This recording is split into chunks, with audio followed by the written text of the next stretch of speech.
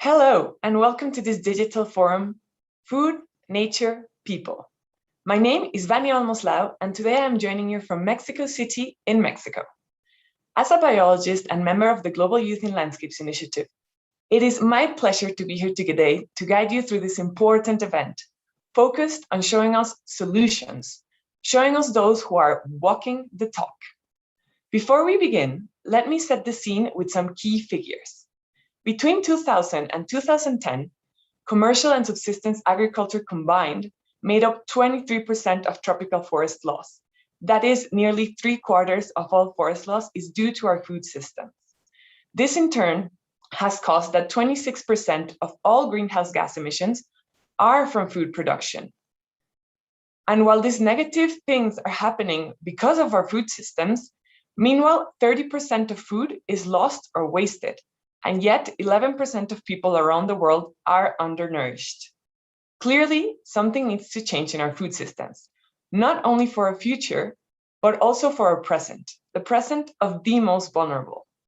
Today, our speakers will show you that an alternative, nature-positive form of agriculture and land management is not only possible, but that it is currently being practiced at scale. We will hear evidence and practices of how to adapt, contextualize, and invest in scaling up successful solutions that benefit food, nature, and people. We have an incredible over 4,000 people registered for this event. For those of you here with us in Zoom, you can have the option to listen to this event in English, French, or Spanish. You can select your preferred language by clicking on the interpretation button at the bottom of the screen and selecting your language of choice. We also invite you to make use of the chat box and Q&A function. We have a packed schedule today, so we may not have time to answer all of your questions. But as this event aims to be the start of a global coalition for landscape-based engagement, adaptation, and resilience, be assured that all questions and comments will be read and considered as part of our action and next steps. For those of you watching the live stream on the CIFOR website or the GLF Facebook or Twitter, welcome also. Please share your thoughts and comments on the event with the social media hashtag #FoodNaturePeople. That is Food Nature People all together with the hashtag. We want you to spark the conversation. You can find our event partner social media handles in the chat box should you wish to tag them in your post. And make sure we heat up those platforms with this undoubtedly hot topic. To begin, we will hear from 3 inspiring keynote speakers, each providing their vision for a nature-positive transformation of development. Following these brief speeches, we will have 3 dynamic panel discussions, outlining the policy, the science, and the investment needed to bring about transformation at scale. Finally, we will close with a compelling call to action and the steps needed to implement it. So stay tuned, you won't want to miss it. Now, it is my pleasure to introduce our first keynote speaker, Prime Minister James Marape, the Prime Minister of a fascinating country, the independent state of Papua New Guinea. Today, he will share his vision of how the world can move towards a greener economy that recognizes stewardship of land as a nature-positive transformation of development. Who better to share on this topic than the leader of the country with the most legally recognized communal land in the world? Prime Minister, welcome. We're excited to hear you.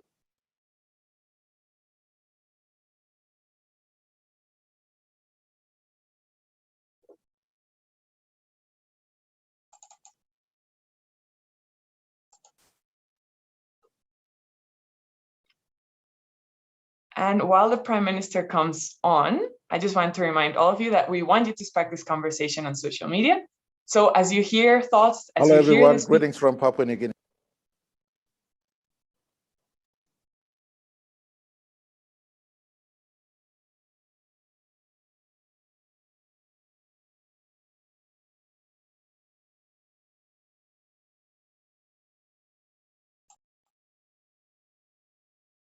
Hello, everyone. Greetings from Papua New Guinea. I take this opportunity to thank Mr. Robert Nasi, the Managing Director for CIFOR Aircraft, and Mr. Anthony Simmons, the Executive Director, for inviting me to speak at this important digital forum.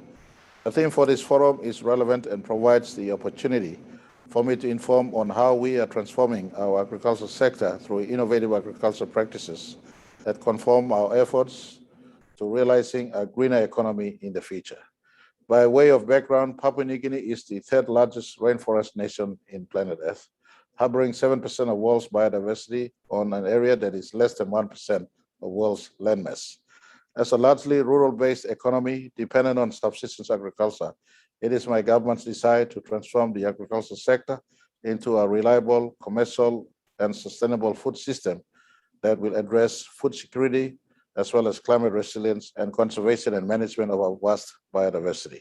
To support the above, we have set ourselves targets to increase cash crop production by 30% by 2025, increase livestock production by 30% by 2025, and develop tax incentives for local farmers and investors in our special economic enclaves. Additionally, this includes formulation of an agriculture and livestock diversification plan in 2020 and our efforts to increase downstream processing by 30% in 2025 and ensure local landowners and provincial governments participate in equity sharing and downstream business spin-offs. In our effort to commercialize the agricultural sector, we are reviewing and repositioning a commercial entity known as Kumar Agriculture Limited to manage the implementation of freight subsidy and necessary distribution to our local farmers, reviewing and overhauling the agricultural policy, introducing commodity price support and agricultural interventions, including cooperative farming practices and sector lending programs through small and medium enterprises to empower our rural folks and grow our rural economy. In terms of commodity price support, my government has so far already allocated 50 million kina for the major commodities such as cocoa, which is currently reporting an increase in production. Investments in the agriculture and food industry continue to remain a high priority given that Papua New Guinea is strategically located to the Asia and Indo-Pacific region, where there is a huge demand and market for organically grown food such as coffee, copra, and cacao, as I did mention earlier.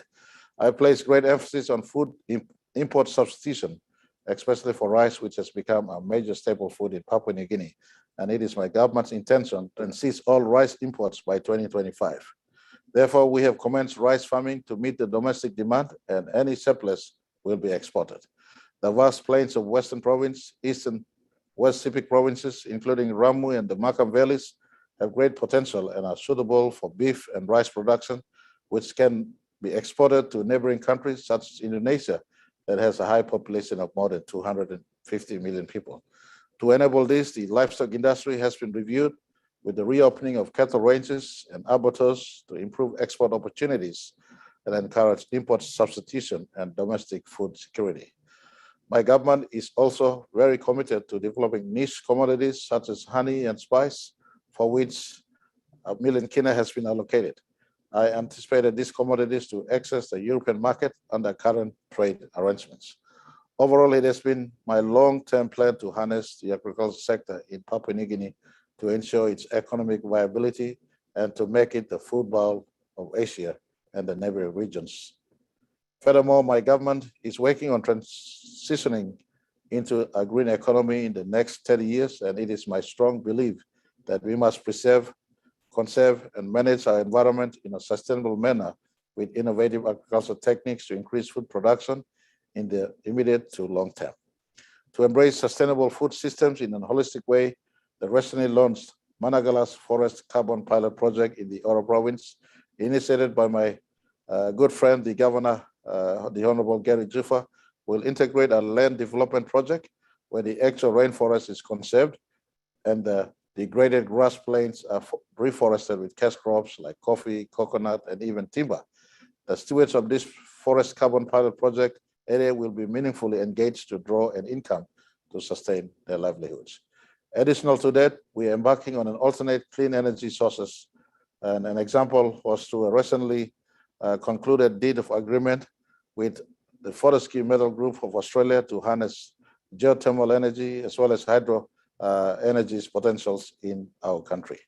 I am more than convinced that these are nature-based solutions and sound investments that will not only sustain themselves, but complement our ongoing efforts to achieve the Sustainable Development Goals while contributing, combating climate change, protecting and conserving our vast biodiversity, and enhancing food security through appropriate, innovative agroforestry management practices. I thank you all for listening. May God bless each and every one of you.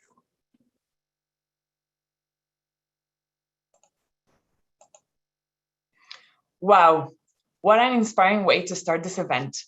We know that smallholders in rural areas are the world's largest workforce, and you have showed us that when there is a will, there is a way to achieve zero hunger, farmers' prosperity, and climate stability. We are extremely grateful to the Prime Minister for sharing his thoughts and actions with us. We look forward to hearing from Governor Gary Jufa in our first panel. Now, we look to Dr. Jewel Bronow, Deputy Secretary of the United States Department of Agriculture of the United States of America. She will share her vision of the advancement of youth leadership in agriculture.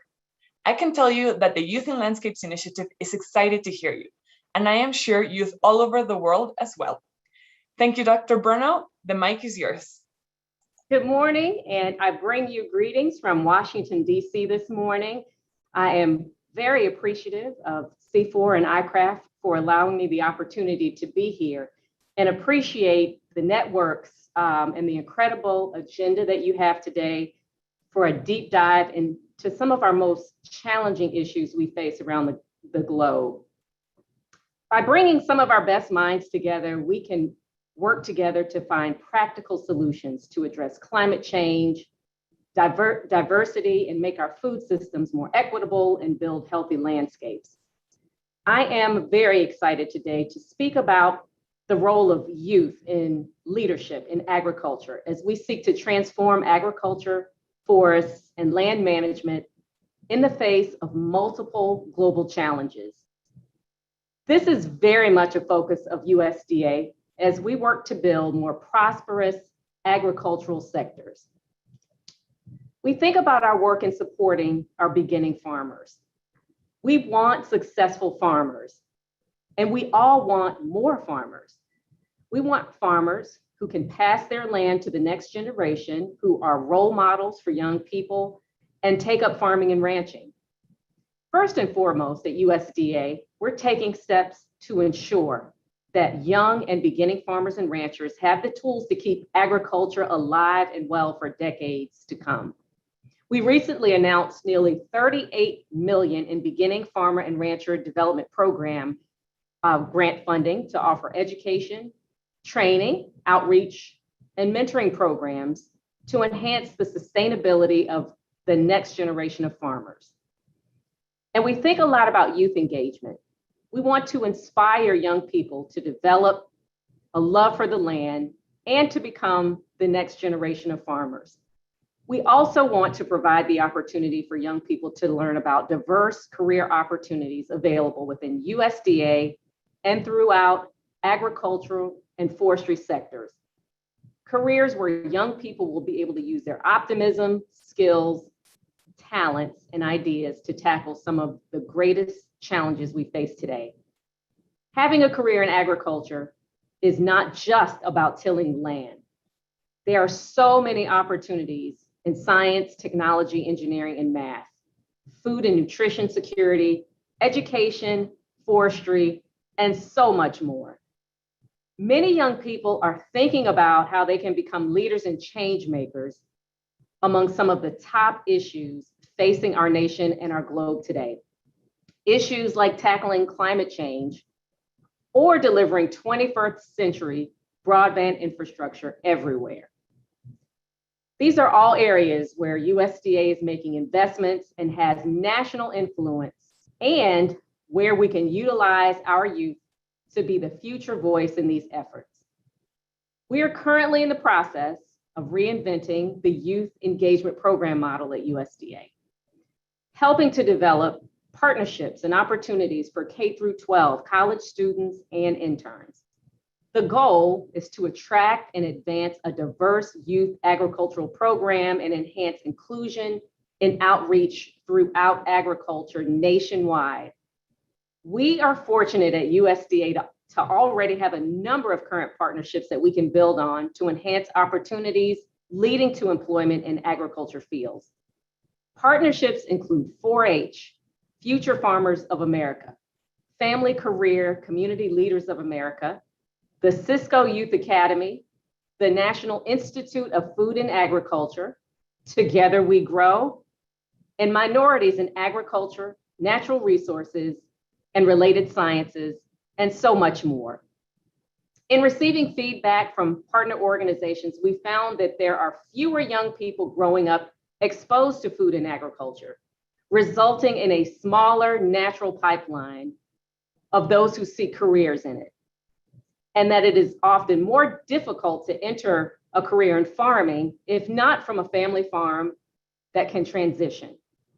We also found students struggle to navigate the path to careers at USDA and the federal government, and that we need to bolster our efforts to increase engagement in underserved and underrepresented areas. With this reinvigorated commitment at the department to address these challenges for the next generation of producers and workers in diverse agricultural fields, we have so much opportunity in front of us to grow. We will capitalize on these opportunities to ensure a diverse workforce in the future within USDA and agriculture by attracting, recruiting, sustaining, and training diverse geographic and demographic youth across the country. Some of the ways the Youth Engagement Program will be tackling these challenges and growing these opportunities are encouraging and coordinating diverse outreach and recruitment activities with human resources, other departments, and partner organizations. Increasing awareness of youth opportunities and programs in agriculture through minority, rural, and underserved areas. Assisting in the broadest way possible. Dissemination of vacancy announcements, internship opportunities, and scholarships for agency and center positions. Advocating for more youth funding, training needs, and career development opportunities, while also collaborating with other federal partners to find other financial resources to help sponsor collaborative activities. Participating and partnering in Earth and Agriculture Days and other outreach events at primary and secondary schools and in the local community. Increasing the use of communication through social and electronic media to inform the public of outreach and recruitment events. Partnering and coordinating educational programs on career planning, resume writing and interviewing techniques, Cisco Academy courses, mentoring, careers in agriculture, and team building skills. And increasing awareness of STEM in agriculture by developing programs to reach youth interested in STEM fields. And finally, the Youth Engagement Program will partner with other agencies and organizations to expand awareness in K-12 schools across the country. Other efforts ongoing at USDA include USDA's NIFA's Ag in the Classroom, which helps improve agricultural literacy, awareness, knowledge, and appreciation among pre-K through 12th grade teachers and their students. Agriculture in the Classroom serves nearly 5 million students and 60,000 teachers annually through workshops, conferences, field trips, farm tours, and other activities. The USDA Future Scientist Program engages communities and schools, grades K through 12, with hands-on, inquiry-based activities with USDA researchers at the Agricultural Research Service. ARS scientists at ARS labs around the country open their doors to teachers, students, and parents with presentations on current research, hands-on demonstrations, career days, and inspiration for future programs and careers in STEM. Ag Discovery, which is a program that I have personally been engaged with when I worked at land-grant university, is a 2 to 4 week summer outreach program to help middle and high school students explore careers in plant and animal science, wildlife management, and agribusiness.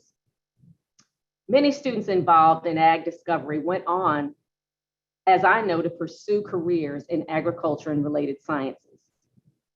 USDA also makes loans to young people to start and operate income-producing projects of modest size in connection with their participation in FFA clubs, 4-H clubs, a tribal youth group, or similar agricultural youth organization, providing an opportunity for the young person to acquire experience and education in agriculture-related skills. 4-H, which is of particular personal importance to me as I started my career in 4-H, is the youth development program implemented by the Cooperative Extension System through over 110 land-grant colleges and universities in the United States. Conducted at the state and local level, 4-H reaches more than 6 million young people and is delivered by 3,500 cooperative extension professionals and 500,000 volunteers. I know personally by being engaged with young people through 4-H, I watched them receive their first experience attending summer camp, learning about leadership and about government for the very first time, showing an animal at the state fair and the pride that comes along with being engaged with all of this are really powerful connectors and youth development opportunities for young people that forever change their lives.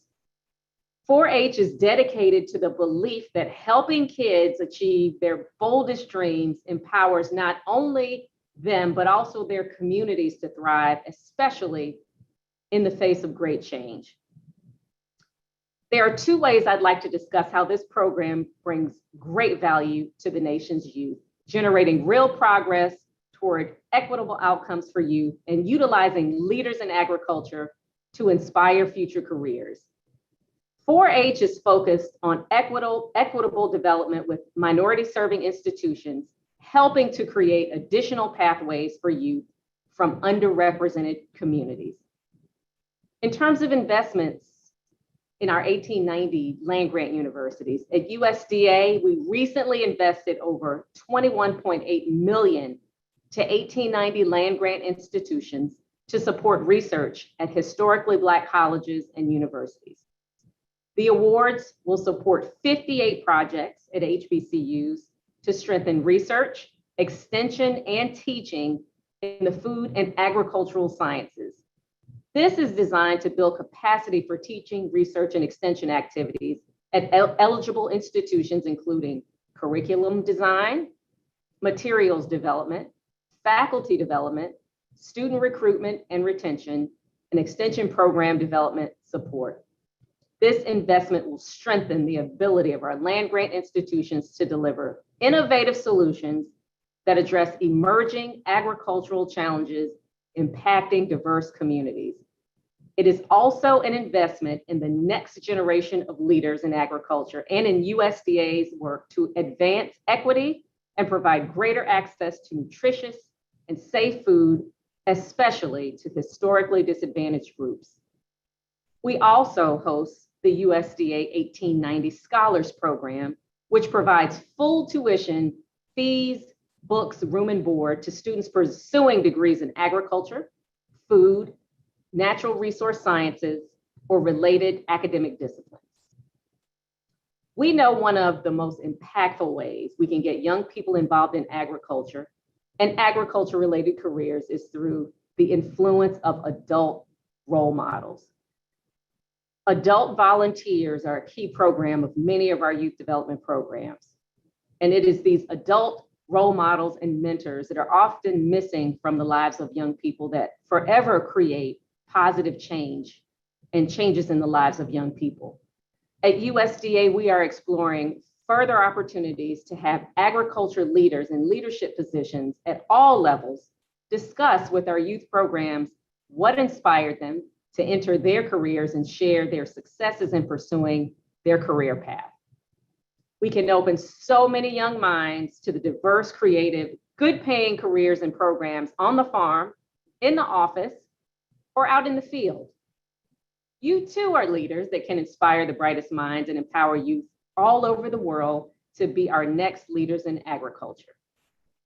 As you discuss how people can be at the forefront of solving problems with our food and in nature, I hope you will also take time to reflect on how we engage the next generation and future generations of being part of the discussion and part of the solution.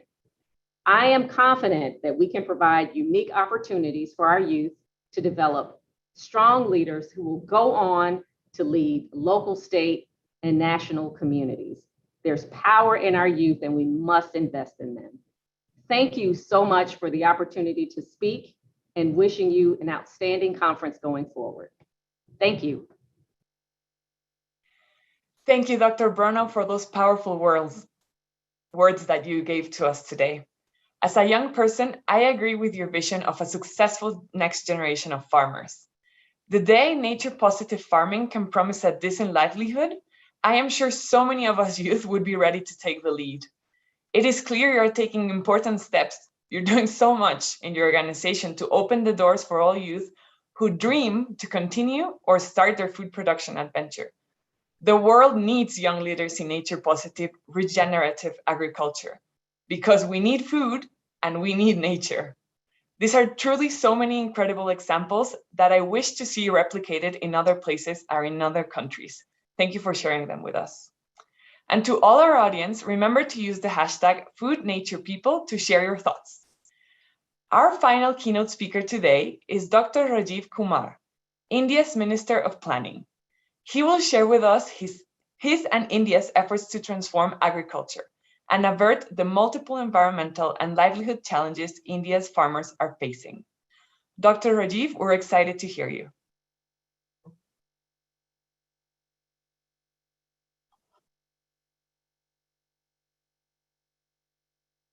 Thank you very much, Vanya. Real pleasure to be here and a part of this event and learn more about nature-positive agriculture and solutions. And even more important is that these solutions are likely to be based on an approach which is transdisciplinary in nature, scientific, which emphasizes the role of the youth, of indigenous people, of women in agriculture, and attempts to bring youth back to agriculture. I think this is most exciting. And I think also that following this approach, the food systems that are developed will be more equitable and they will give greater access to nutrient-rich food to our children and to our female and to our women all over the world. So really an exciting initiative of which I have an immense pleasure to be a part of.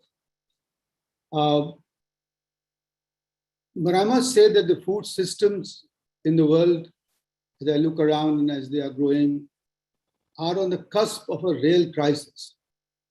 And I say that because wherever I look, I find that people are migrating out of agriculture, farmers are in distress, we get food, but we don't get nutrition.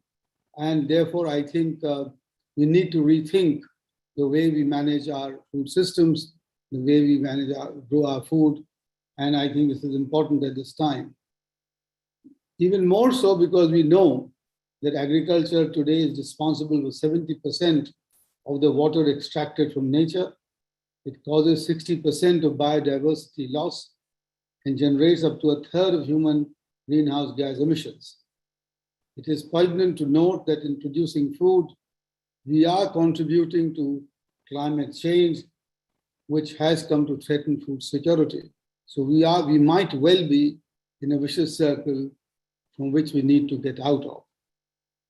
Therefore, I submit to you, friends, that business as usual will not do, will certainly not do. In agriculture based on intensive chemical use, monocropping, unsustainable withdrawal of groundwater has, I think, run its course.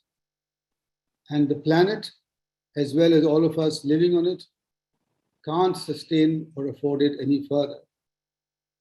And we therefore have to look for alternative. We have to look for an alternative which will increase incomes of the farmers, but at the same time will conserve water, will reverse soil degradation, will not increase the greenhouse emissions and may even help to reverse some of the carbon in the environment, and does not create risks for human health, as we have seen in some of our countries where chemical-laden agriculture and horticulture products do end up affecting health in major ways going forward. Friends, I want to put before you a simple fact that such an alternative is now available. And I would like you to very carefully examine the features of this alternative. We call it the natural farming alternative or the organic farming alternative. But in India, we call it also zero budget natural farming agriculture that we are promoting from the government of India and in the provincial government, by the provincial governments as well. It's important to note that this is being practiced at scale in India. Nearly 30 million farmers, nearly 33 million farmers, 3 million farmers are already practicing it across all but 10 states in the country. And all of these are small and marginal farmers. And we know that it is expanding at a rapid pace because the results are quite fascinating. This natural agriculture is based on unimpeachable scientific hypotheses. These need to be empirically verified, and this is a challenge that the community faces today as to how we can bring more and more empirical evidence to substantiate what we see on the ground by these 3 million farmers. All these farmers have experienced higher incomes. Their incomes have increased. And at the same time, we have seen that those practicing on the lands where this form of agriculture is practiced, the organic soil, organic carbon content in the soil has increased. This could become, therefore, one of the largest carbon sequestration programs in the world if it is practiced at global scales.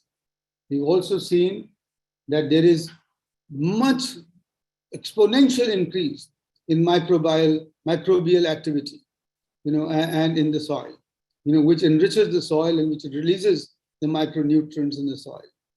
We have noticed, and there are studies now to show it, that there's a marked increase there's a marked reduction, 50% reduction in water use by those who are practicing natural agriculture. And there's up to 60% reduction in costs, which means that it helps increase the net incomes of the farmers. And most important for me, it eliminates, and I repeat, it eliminates all chemical use, whether it's that of inorganic fertilizers, of weedicides, of pesticides, of different sprays, etc., etc. All the products produced here are natural and free of all chemical inputs. Therefore, agroecology has emerged. And agroecology has the potential as an overarching solution to our problems today. The report of the high-level panel of experts on agroecology constituted by the Food and Agricultural Organization, the FAO, noted that agroecology is transdisciplinary science, which initially focused on understanding field-level farming practices such as natural farming. So it's now been recognized by the FAO as one of the alternatives. The practices of natural farming, friends, include the addition of microbial cultures to enhance decomposition and nutrient recycling, use of local seeds, integration of crops, trees and livestock, mainly cows of native breeds, effective spacing of crops, contouring and bunds to conserve water, intensive mulching, extensive intercropping, and crop rotations. And I want to repeat that I personally visited and seen that the incomes of these farmers have increased at least by 60% because the costs have gone down and the prices that they can fetch for their organic natural products are higher than those produced through chemical farming, chemical-based farming. So therefore, I think with this breakthrough that we are still facing today, with this breakthrough, which is nature positive, it will attract the youth back to agriculture rather than see the ongoing streaming out of the young people from agriculture. It will bring excitement back to agriculture because agriculture will be seen as a vocation, as a practice which helps our planet and helps prevent further climate damage. But there are some challenges. First one, I think, are there are not enough field studies done to prove or validate the claims of this form of agriculture. And therefore, I would appeal to those who are here, especially those in the scientific community, to give it their best shot and to expand this volume, the scale of research on this form of agriculture. And what we need to do is to undertake a comprehensive cost-benefit analysis of this form of agriculture, not in terms merely of yields, but yields combined with all the benefits that you get of preventing further ecological damage, of conserving water, and of promoting better health and reducing risks attended which are to the health produced by the alternate agriculture. I think such studies today are really required, are seriously required in all parts of the world at the moment. The second one is knowledge transfer. This form of agriculture is knowledge intensive because we just don't follow a monocropping, monoculture, or advice given to us by various input producers. But this knowledge transfer means that we have to train the trainers in every country and develop the curriculum in every language for the farmers to get hold of these practices and take them forward. And this is possible. This is being done in India. We are producing Niti Aayog, the organization that I work for, is producing this curriculum in different languages, but for within the Indian regional languages. And finally, the challenge is to provide better market access, not only in domestic market, but also globally, and set up supply chains which will insist that they will supply and provide only naturally grown food, which is free of agriculture and which is nature positive. Friends, I want to repeat that this is probably a one-stop solution for several of our problems, for water conservation, for environmental pollution, degradation, for risks, health risks, and for the farmers to get out of their distress and improve their incomes. So I think it's worth a try. We are trying it out in India on a scale which is going to be replicable and which will give us the examples as we go forward. And I appeal to all of you to have a close look at it and to examine the claims and then spread the awareness about this farming in all parts of the world. Thank you very much for this opportunity, and I wish the conference all the very best for these deliberations in the coming sessions. Thank you. Thank you, Dr. Kumar, for that insightful speech, showing again that solutions at scale already exist and are incredibly positive, and for showing us yet again that when there is a will, there is a way. Thank you for highlighting the need for science for evidence-based decision-making. We will touch upon this topic in our second panel. So now that our keynote speakers have framed how solutions can be born from great challenges, let's take a deeper look at how we might transform the way we manage our land in our three panel discussions. The first on big ideas, insights from leading policymakers around the world. The second on the science of food sustainability. And the third on the very much needed practical examples on how to accelerate the sustainable food system transition. To our audience, thank you for joining us today. And please remember to use the hashtag #FoodNaturePeople to share your thoughts, spark that conversation, light up the social media with this hot topic, and to share your experience of the event. For those of you with us here in Zoom, We welcome you to submit questions using the Q&A function. I see the chat already is quite full of your interaction, so that's really nice to see.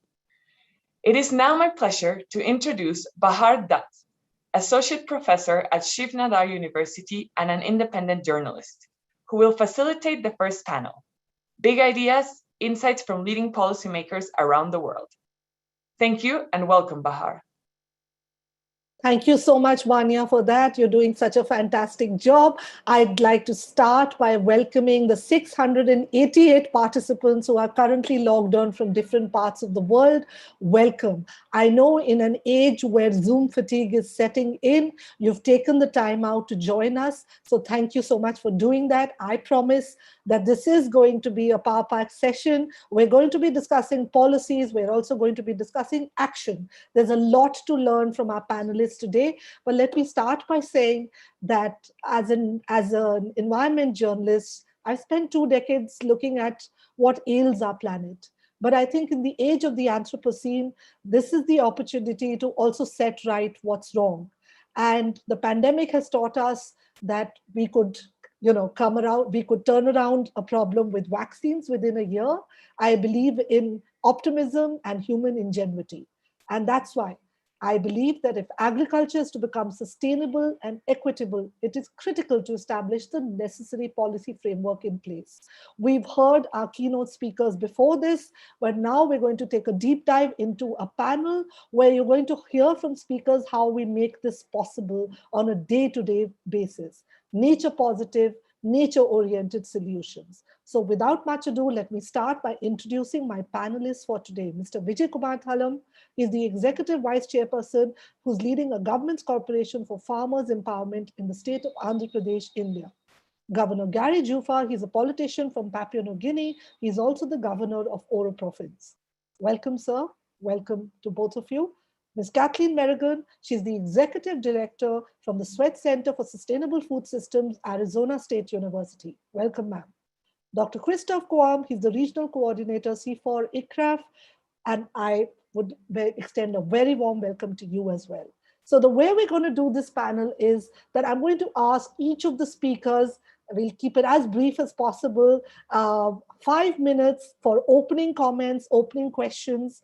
So that'll take around 20 minutes, but please fire away, hammer away on your keyboards, all the participants, because I'm looking at the chat box and I'm going to be asking each of the panelists some of the questions that you're raising. So feel free to raise the questions as the speakers are speaking and we'll take them up at the end. So without much ado, let me start by asking Gary, if I could turn to you. You've put people and forestry at the center of all your policies.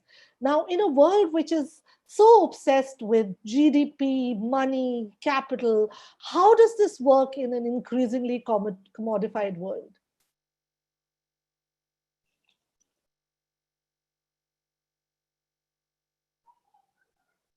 Good night.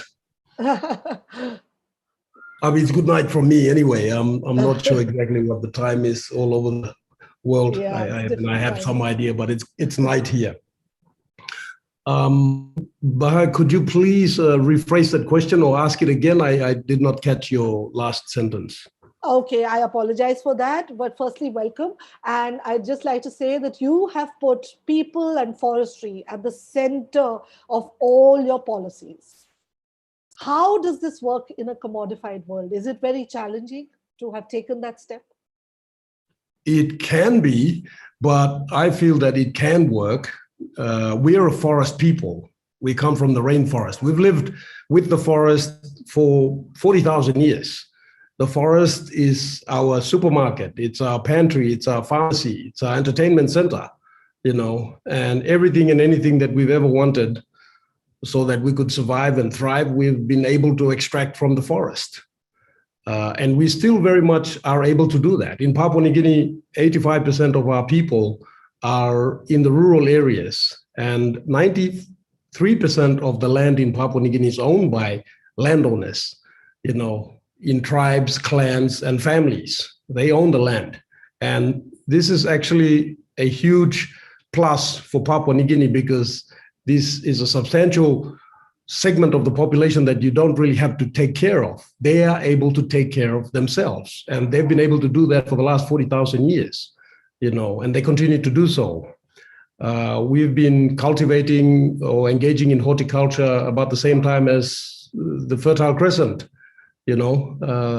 and we are home to so many different types of crops and food sources that, we are blessed with food, I would say, abundant food.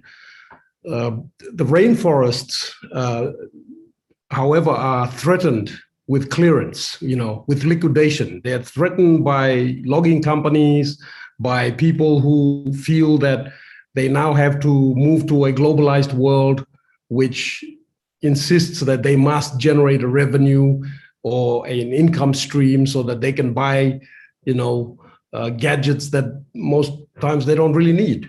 But because that's the way the world's moving, and everyone's assuming that to do so is to move ahead and, be part of that world, they are starting to disconnect themselves from their natural world. And this is very scary or very frightening, I would say, because, we can see the consequences of what is happening around the world when you disconnect yourself from nature. I mean, the evidence is all over the globe. There are red flags and alarm bells ringing, red flags rising everywhere you care to look. Because, in my opinion, we have disconnected ourselves. We have drifted so far away from nature, So we're trying to do things differently here in Papua New Guinea, in that we're trying to say, hey, look, we need these forests. We can survive with these forests. They are, with current modern technology and advances in science, in agriculture, we can be able to grow our crops without having to destroy our forests. And I think it's very important we support this as much as possible from around the world because, well, forests everywhere. The Papua New Guinea is home to the third largest forest in the world. But, for how long? With people under increasing pressure to liquidate their forests and convert it into income for themselves so that they can be part of a globalized world, we've got to encourage our people to actually understand and appreciate that what they have is a good thing, and what they are doing, which is protecting this forest for all of us, is something that we should all be supporting. But that's the message we're trying to get across to the rest of the world, That's fantastic. And I would say that's very bold because, as I said, we're in an increasingly commodified world, and you yourself have highlighted the challenges related to that. I love the statement that you made about the forest is our supermarket. It is. And there's so much, it is challenging, I think, as a policymaker to go against the tide and say, well, we need to reset our relationship with nature. So I'd like to, at this point, ask Christoph, if you could weigh in now. You've been working on cocoa landscapes across West Africa, and somehow the news related to that is not always great. You hear of exploitation, you hear of non-sustainable practices. How are you working to change this? And do you think are you optimistic about the future? How easy will it be to change systems? Yes, sure. Thank you, Baha. I am quite optimistic about the future. Cocoa is our mean for livelihood in Côte d'Ivoire, in West Africa in general. Cocoa is very important for millions of farmers whose livelihood depend on cocoa. And those are the people, the farmers for whom we are working, because without cocoa farmers, you won't be able to have your favorite chocolate in the supermarket. So what we are doing is to tackle the issues that we have been seeing over the last 30 years. During this period, I think the cocoa landscape has undergone a profound transformation, a profound degradations in response to a number of drivers, including the monocropping system in an extensive way, including some major disease outbreaks, including some low farm gate prices as well. So we can keep on. we need to do something. And what we are doing is to come up with a better way to use our land, a better way to produce, a way that will bring the security that the farmers need, a way that will bring the supply of cocoa on the market, a way that will secure our chocolate in the supermarket. The news are not always bad. I think what we are doing, we wish to promote, we are promoting agroforestry cropping system.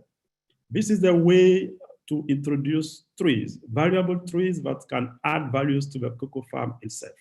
Introduce valuable trees that will help diversify the system and at the same time, diversify the revenue of the farmers, diversify the diet of the farmers, and at the end of the day, sustain the production of cocoa.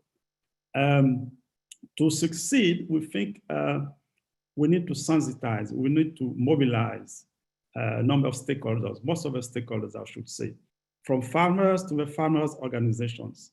The policy and decision makers should be on board. Likewise, the private sectors and some international communities organizations should be involved as well. Together, they should be able to convince, to bring in new way of producing our cocoa in a sustainable manner.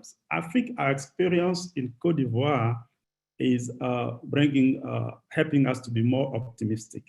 Recently, the state has issued a new forest code after a large consultation of the stakeholders. This is amazing. This is a revolution, I should say.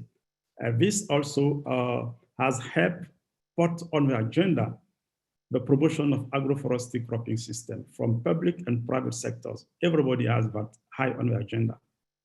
And the other good news is that the public and private institutions are joined hands together to eliminate deforestation in the cocoa supply chain. This is also great. That's helped diversify our cropping system so that at the end of the day, we'll continue to produce cocoa without destroying our forests. The experience of ICRAF, what we are doing right now in the country together with our partners, allow us to come up with those agroforestry models that will add value to the system, that will create jobs for the young women and men in the rural area, that will help diversify the income of our farmers. And at the end of the day, this type of productions will be able to attract new generation of farmers whose life in the rural area need attention, whose life in the rural area need to be promoted as well. With agroforestry restoration system that we are embarking on with our partners, today we have been able to initiate more than 500 job opportunities to those rural communities where we are working.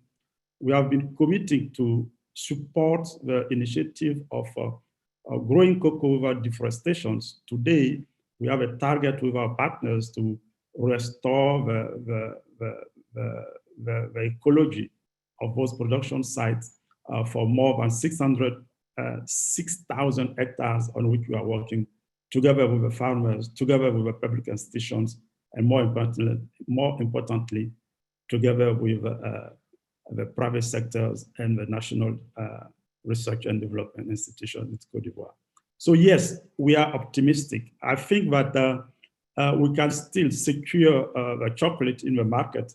We can still produce cocoa while conserving the nature, and we can also, through that production practice, help people meet their daily food needs in the West and Central Africa region where we are operating. So yes, we are optimistic. Thank you. Thank you so much, Christophe.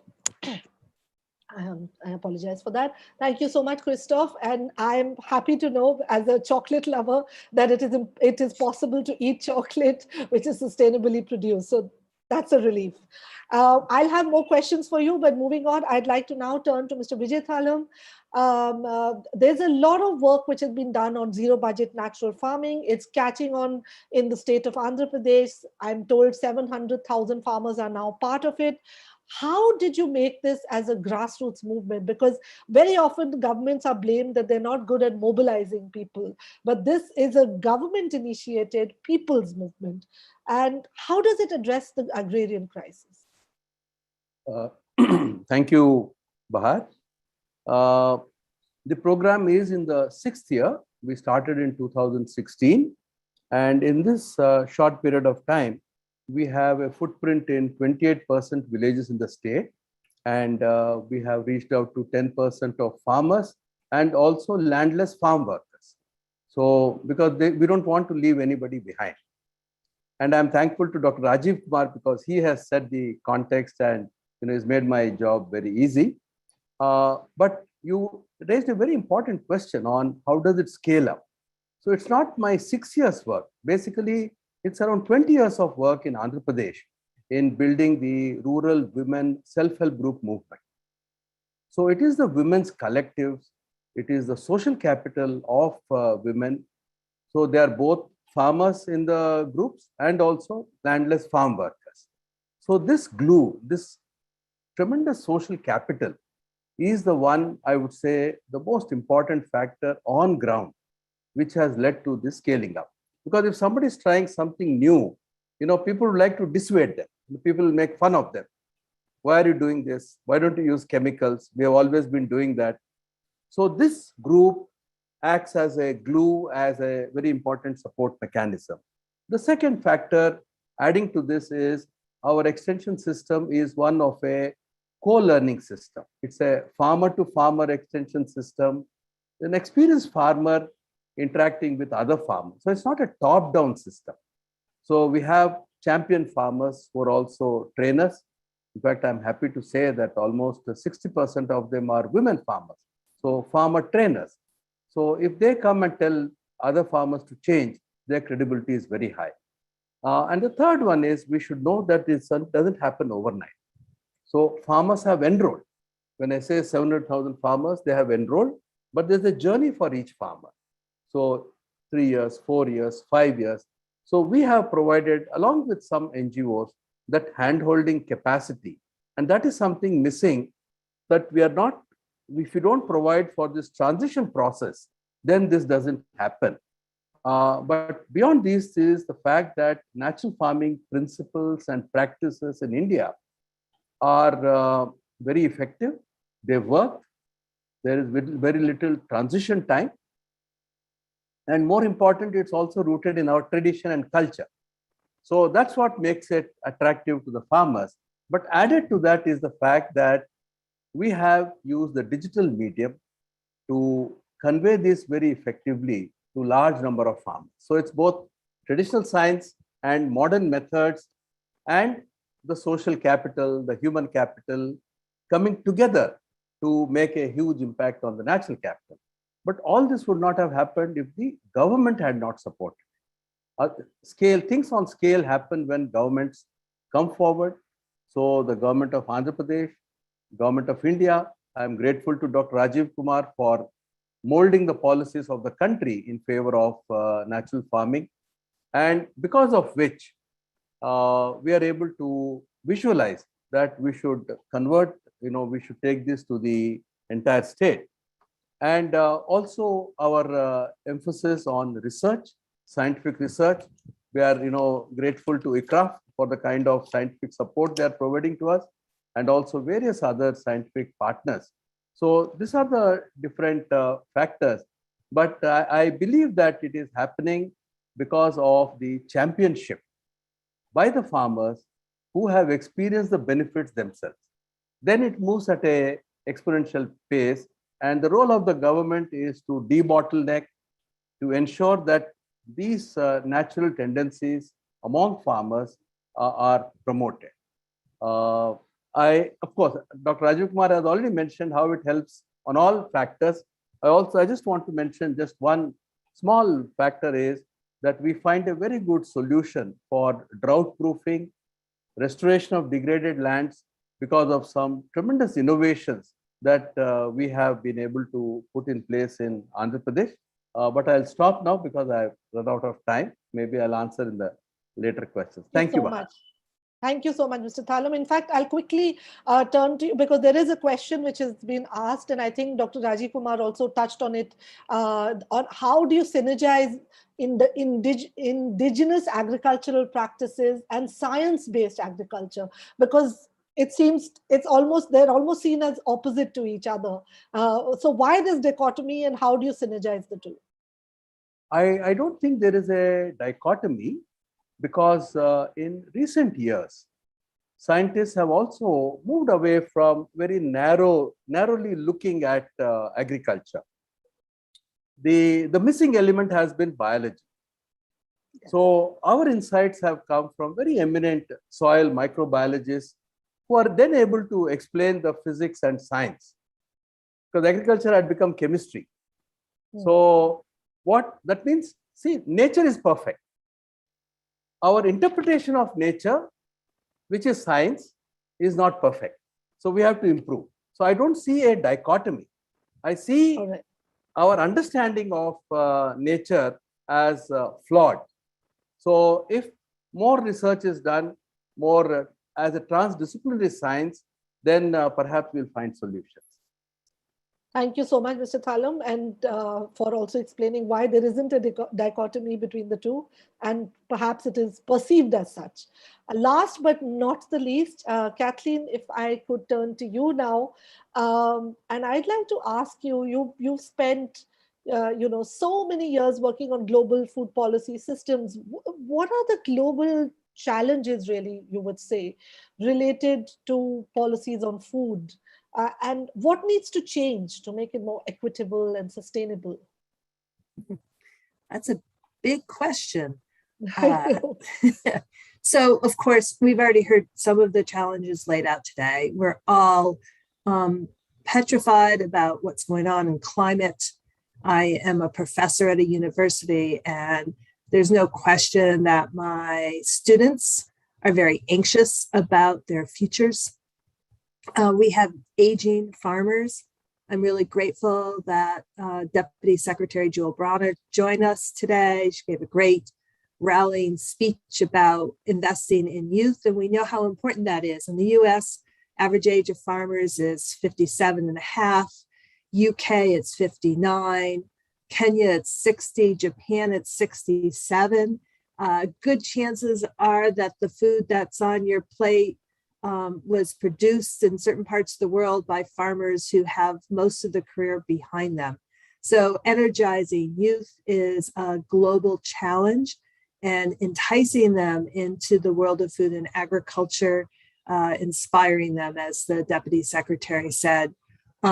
Women in agriculture has been an issue that I have cared deeply about throughout my career.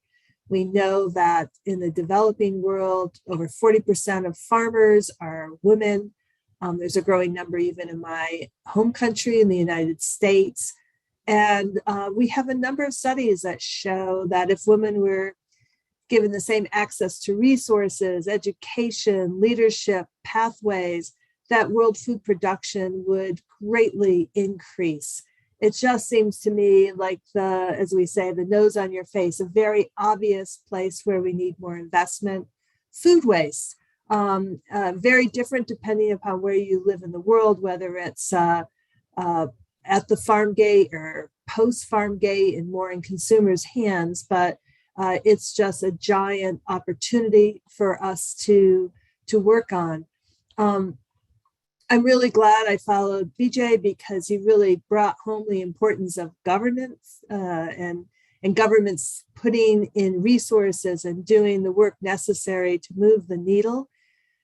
How do we accelerate the good things that are going on? Well, I think we need more stakeholder engagement in place-based policies. I think that really matters. Of course, we need science. We need more science and so many different aspects. We've heard a lot about organic agriculture already today, and that's an area that I've worked on in my career. We so underinvest in the science necessary to really understand all of the greatness of organic ways of producing food. Many of those ways actually have at the root intelligence from indigenous communities.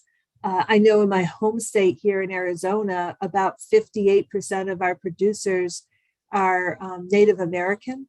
And there's a lot we can learn from them, particularly like things like dryland farming. So organic is an area that we'd like to see greater investment in globally in the US. Some of us are calling upon the government to, across all of the programs at USDA, for example, to invest at least 6% of dollars in organic.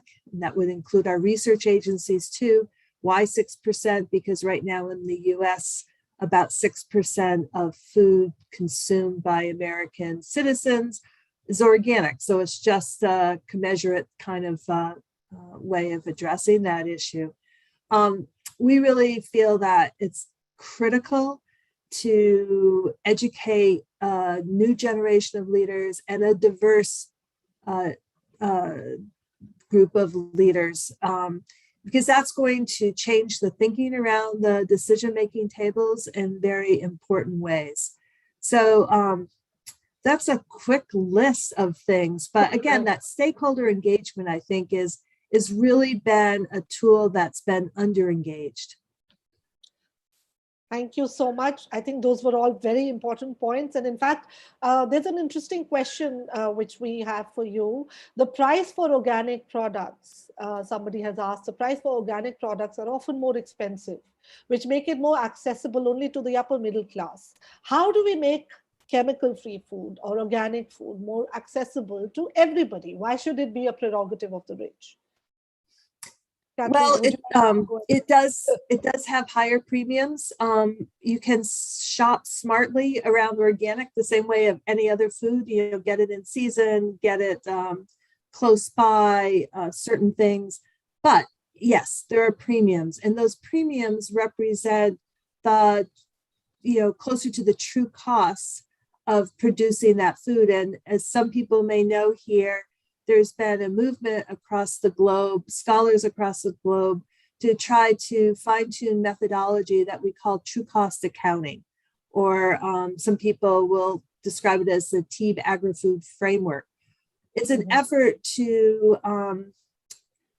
put in the costs of externalities in food production across all four capitals, including human and social capital, that's oftentimes just left out of the equation. And when you look at the true cost of food production, organic looks like a pretty great buy.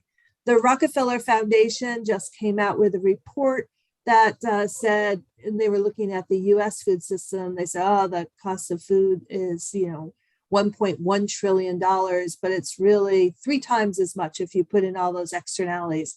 There's a new book out on true cost accounting that several people here have contributed to. I know Alexander Mueller and I and others helped write a conclusion chapter, among other things, in that book. So again, I think that when we really look at what it costs to produce our food, health costs, what does it mean to live in rural areas and survive in rural areas? When we look at the full cost, again, organic is not so expensive. And the only way we're going to fix that is by making sure that decision makers, both in the private sector and in government, have a full transparency of those costs. That's why this methodology is so important. And hopefully that will change their decision making, pushing them in the right direction. But if not, for the rest of us, it's a way to hold them accountable. Thank you so much. I think those were all very interesting points, Kathleen. We are almost out of time. We have to hand the baton over to the next panel. But very quickly, I'd like to ask each one of my panelists, if there was any one intervention you would want to make in terms of how do we make agricultural systems more equitable, more sustainable? What's that one intervention you would make? Let's start with Gary. Well, that's a very hard question. It could have so many different answers. For me personally, from a perspective of Papua New Guinea, a developing nation, where our people are custodians of their own land, their own forests and therefore their own future, I wouldn't want to change that.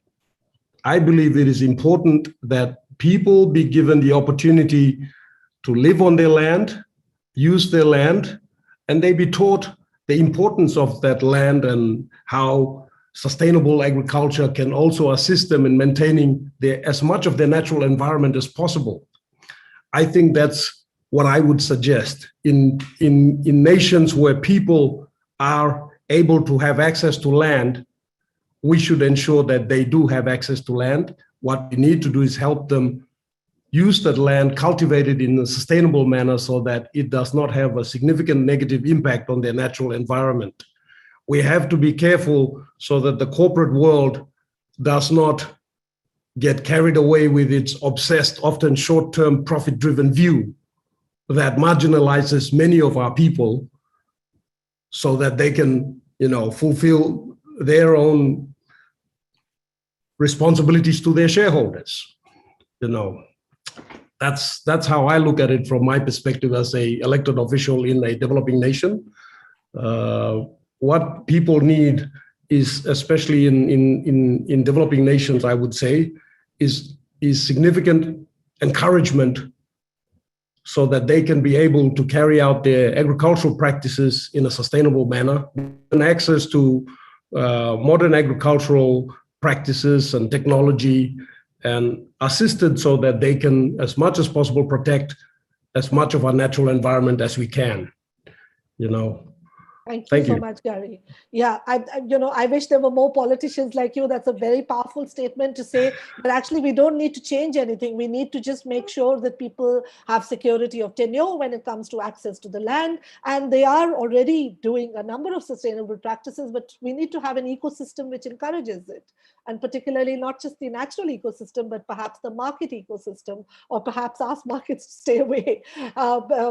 Very strong words there, Gary. And I would say that there are lots of countries across the world which are doing this. So we have a comment from Bhutan, which is, again, I think an example of a country which has committed that it will, it stands committed to the environment, and it sees the development of its people as nature-based. So I think there are countries that are getting it right. There are other countries which are on that path. Lots to learn here. Let me ask Christoph, what would you suggest if there was one? Yes, but I will if there is one thing to do, I will invest in knowledge and people. People thinking of young generation of farmers, they need to be capacitated to do the right job on farms. Knowledge to get the better approach, the better evidence to inform the policy. And once the policy are sensitized, they should be able to take informed decisions. This will help move the agenda forward and continue to produce in a sustainable manner. This is what I will say now. Right. Thank you so much. Mr. Thalam, would any policy intervention or any change you would like to see which should be done immediately? I fully support what Gary and Christoph have mentioned, and particularly Christoph's emphasis on education. I would say right from the school, colleges, invest in farmers' capacity building. So people, women especially, and young people. So how do you make this as a very, very key element in the education policy from schools, colleges, and adults? So this investment is not understood because there is a lot of de-addiction required, because we have been addicted to chemical agriculture. So, yes. So there is de-addiction, relearning required by everybody, including the agriculture scientists, including the departments of government, so every one of us. That's one very important requirement, which I think needs to be done. But apart from that, I really like what Gary is saying, and the governments have to be more proactive because we don't have much time left. We can't cheat our young people. So there's hardly 10 years, 15 years to make this transformation. So whatever we can do to accelerate the transformation. And therefore, everybody has a role to show some example on ground, inspire others, because we are running out of time. But it is exciting that people coming together can make this change. So there is hope, a lot of hope. Thank you. De-addiction, thank you. De-addiction from a chemical-driven agricultural system and of people coming together so that there's more hope. Kathleen, what's the one intervention you would ask for? Diversity. Diversity, okay. Gender diversity, racial diversity, ethnic diversity, age diversity, the way people think diversity. We really need to set the table, the decision-making table, in a very different way to get very different outcomes. And it's past time to do so. Okay, that's a good one. I've just been looking at the chat box and in the number of questions that are in. Firstly, thank you so much to our audience and our participants. There's 600 of you logged on across the world listening to our panelists. There's one question which is repeatedly coming. If I want to turn to nature-based farming, if I want to practice chemical-free farming, and I'm an independent farmer, how do I get access to markets? How do I scale this up? Any one of you, any one of our panelists who would want to take this up? Because it's a repeated theme that's coming from the audience. Bahar, can I? Yes, please. Please go ahead. Yeah, I think it is essential for anybody to want to do it. Currently, that knowledge system is missing, but I think that's also a challenge to all of us to put in place a body of knowledge, package of practices, which also has to be, context specific. You can't have something in India cannot be applicable in other countries. So we have to, because natural farming is context specific. So we have to be very careful in what kind of materials actually go to them. But in terms of scaling up, you require social capital. It can't be done by individuals. Because in India, average farm size is 1 hectare. So same in other developing countries. So it has to be a collective effort. So people, society, these are prerequisites. Right. All right. Thank you so much for that, Mr. Thalam. I'm afraid we're almost out of time. There are still a number of questions that have been raised. May I please urge you that in the chat box, perhaps you could reach out to the panelists and you could ask them your questions. I've tried my best to address them, but I know in the interest of time, I'm not able to take up the 99 questions that were asked of all our panelists. Just to very quickly sum up, this has been a fantastic session. I know that I've learned a lot. We started with Gary, who spoke about how the forest is our supermarket, how we're not taking care of it. The rainforests are getting threatened by liquidation. Christoph gave the fantastic a case study, I would say, of how our favorite food item, which is chocolate, can be produced more sustainably if we turn to agroforestry, and how there are examples from the field of how this is happening. And he says he's very optimistic about making this a reality. Kathleen spoke about how do we energize the youth, the challenges of getting women involved, and the fact that there is also a lack of diversity in agriculture and the way our food systems operate right now. And last but not the least, Mr. Thalam spoke about a people's movement which is happening in India, how it was scaled up. He gave a great example, and the fact that it had the backing of the government.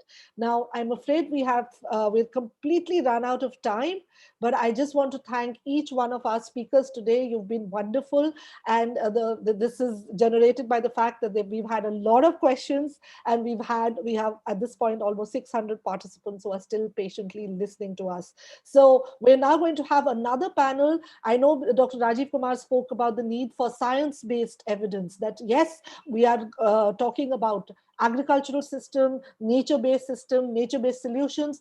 What does science have to say about it? And how do we create that evidence that this works? And we provide the data and the statistics. That's going to be some of what we're going to be discussing in the next panel. So I'm going to just stop here now by thanking each one of my panelists, and good day. What a fantastic panel. Thank you to our speakers and facilitator for showing us it is possible to work with nature and people to sustainably manage land and transform food systems. You have showed us that it is not one or the other, development or nature, but that it is truly possible for both people and nature to thrive. I noticed that during the panel, some of your lights outside were getting dimmer as night was setting for you. In my case, the light is coming up, the day is starting for me. Thank you to all the audience for joining us from all these different parts of the world in all these different times of your day. We will now have a short break. So grab a tea or coffee and join us back here in 5 minutes for the next panel, where we will explore the science, the basis of evidence to move forward with well-informed steps. And don't forget to use the hashtag #FoodNaturePeople to spark the conversation. You can maybe use this break to have a nice debate with one of our panelists or with another person from the audience. We're really excited to hear your thoughts on social media. So we'll see you back in 5 minutes.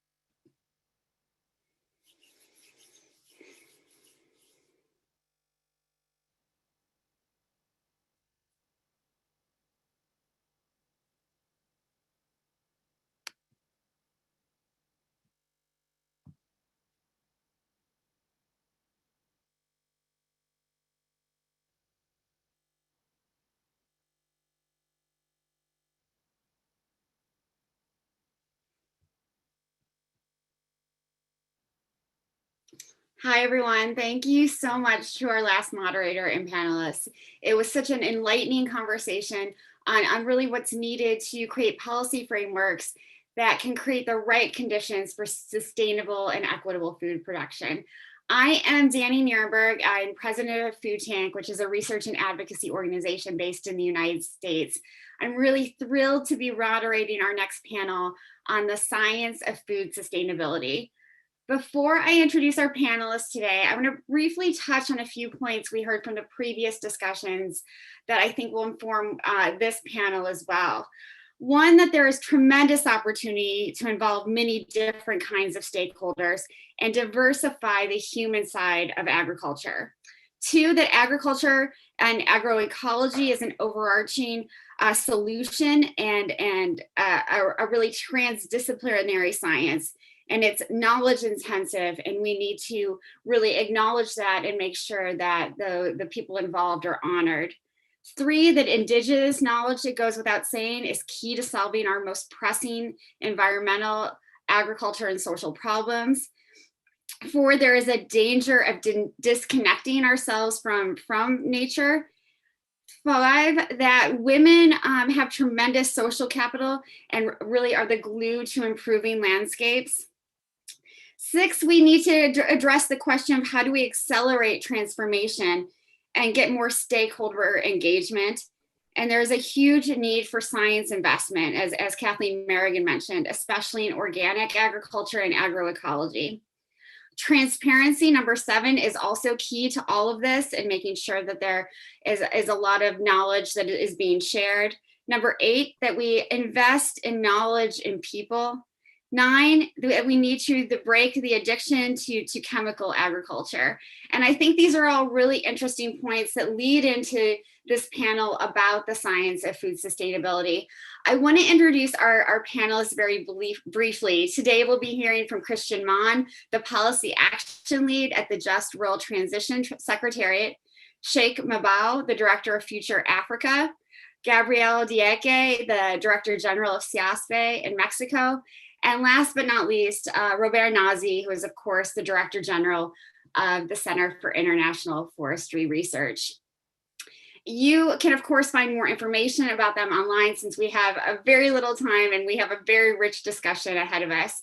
It's such an honor to have you all here, and I want to take this opportunity to thank the organizers for putting together such an important conversation.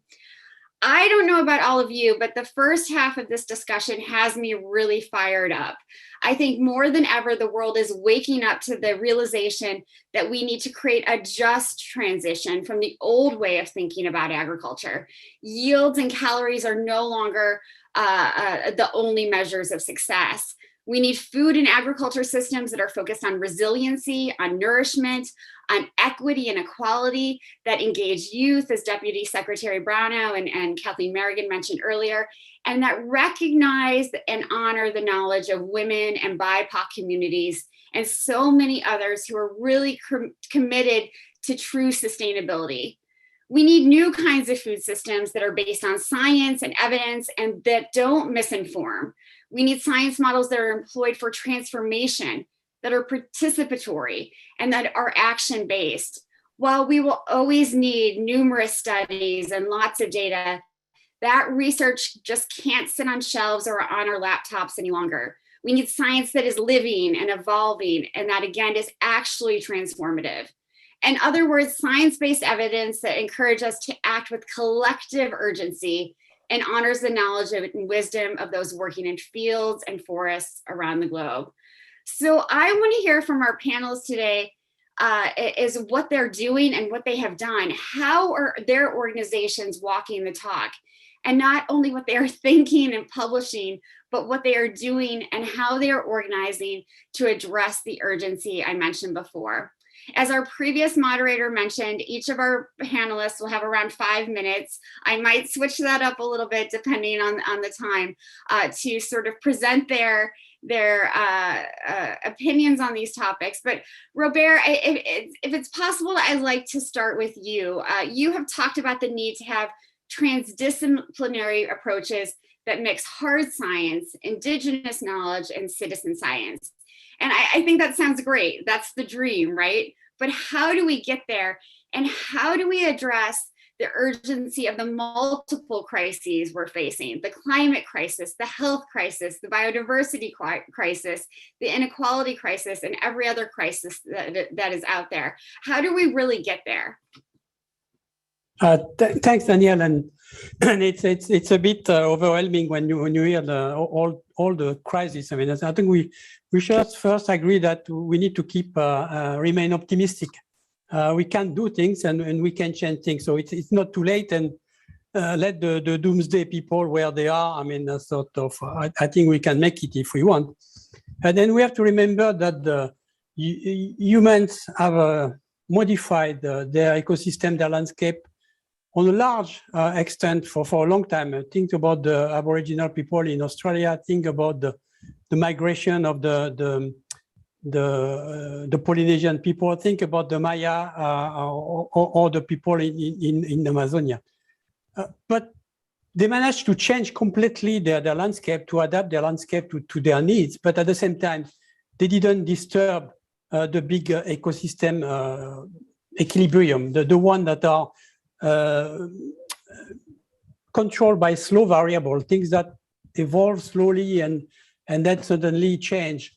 And what happened, unfortunately, is that now we have changed and we have changed the way we are managing the ecosystem. And you had big acceleration in 1950, the Anthropocene, and now we are not only changing our local environment, but we are totally putting upside down the big equilibrium and the big ecosystem elements. And that's really a problem.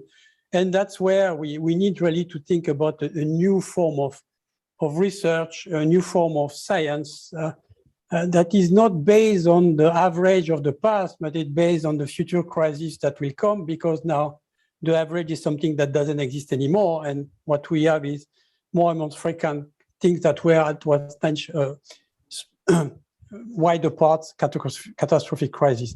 And to do that, I mean, you really need to have maybe a foot in the library, but also a foot on the ground. And you cannot work as a research as an ivory tower or work as a research topic because the topic is interesting. You need to work as something because you want to have a change or you want to make a contribution or so. And then as a result, you develop, you co-construct your research with the people that will implement it, be their government, and you base your classic, I would say, Western research also with the elements bring by indigenous knowledge.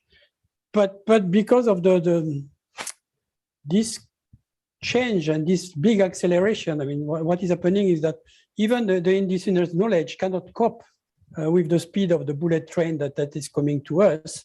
And it was the same. I mean, so I'm a forester by training, and we are used to thinking on the long term, but you are used to thinking in the long term, and you plant an oak today and you think that we are going to harvest this oak in 240 years, but you expect that these 240 years will be the same as the 240 years before. They are not going to be the same, and that's why we need to have a different form of research. We need to build on our landscape, really work at the landscape scale, build on an engagement with the local stakeholders, co-construct the research and look for solutions. And I will stop there. Well, I really liked what you had to say about having a foot in the library and a foot on the ground. And I think this, this kind of combination of that, as well as high and low technologies, recognizing indigenous knowledge and also understanding that there are new technologies out there that can accelerate the change that is needed. I'm wondering though, Robert, how do we get funding institutions, those who are investing in agricultural transformation, to realize that? I think I would say that people are starting to realize that because of the crisis that hits us. If you are watching the news today, in New York, you will see what is happening, and that's people react to that. Unfortunately, the human have a definite difficulty to act preemptively, but they can be pretty good at reacting at crisis, assuming that you don't let the crisis overwhelm yourself. So I think that a lot of private institutions, a lot of government realize, like Gary showed us, or the Prime Minister of PNG, that they need to change, and that business as usual is not an option anymore. Unfortunately, I mean, there is still a lot of inertia in the domain and a lot of vested interest. I mean, and it's very difficult. I mean, it's very nice to say we need to give up fossil fuel, but who is going to give up fossil fuel tomorrow if there is no solution? That's why it is very important to develop the solution for the future of it, on top of asking people to change their way of living. And I think that people are investing because they realize that, there is a lot of stranded assets. I mean, there is a lot of things that will not happen because of the crisis, because of the climate change. There's a lot of risk for the insurance, so that's what will make corporate that are supposed to make a profit react to that. It's a shame to me, though, that we had to get to this point in human history where we're only acting because things are so bad. And so I hope that we can talk a little bit more about how to change that mindset. Sheikh, I'd like to turn to you now, and I know you have a slide, but while you're talking about the points on your slide, I'm wondering if you can also address the urgency, and especially around the urgency to get policymakers to act. Oh, thank you so much. I might not need the slides because your question really brings me to the point I want to make. Basically, when we talk about landscape approach, talking about climate change, all those new transdisciplinarity requirements for environmental sustainability, we are talking about really fancy rhetorics and very elaborated knowledge that often, when you come to the African continent, is some sort of normative knowledge which are kind of imported, both the methods and the way we apply the methods on the ground.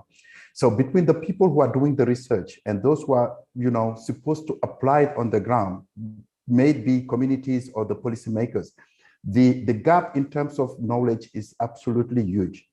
So what happened is we're really facing what I call the implementation gap here. When you take, for instance, the green stimulus in the African Union, the AMSEN, the 12 priorities in the green stimulus, you mentioned the word is knowledge intensive. But where this knowledge comes from, if the knowledge is imported, is it imported rhetorics? If the agenda is really set up, from, global thinking, the challenge of applying on the ground is more true then the communities do not have the possibilities to translate that knowledge into local realities. What I'm trying to say is a customized knowledge going from global thinking to local realities, and the implementation of those things in local realities is the big thing. And I can give you just a few examples that come from the slides, which I will not share for this time being. From the previous session, colleagues was mentioning the issue of human capital in education and the issues of local knowledge. I think those two entry points are the best transformation levies. Before we think on the landscape resources and any transformation that comes with the natural resources on the landscape, let's think about the human capitals and what needs to be understood and applied by people in order to make a better living, having better well-being in their own context. So if you translate that, for instance, on the food security issue, you can think of the landscape in Africa as being a lost biodiversity for the opportunities of development. What I'm trying to say is the underrated ecosystem, the neglected plants we have, the rich soils which are not being optimized, the resource of water and the energy resources that we have in Africa is unprecedented. You cannot compare it to any other country, a continent, but yet the people are still very vulnerable, just because there is not a kind of infusion of the knowledge into the policies. I was reading recently the policies in Chad and in Senegal, who we are trying to support from Future Africa perspective, on how to mainstream climate change knowledge into their policies to safeguard the process of applying those development policies on the ground.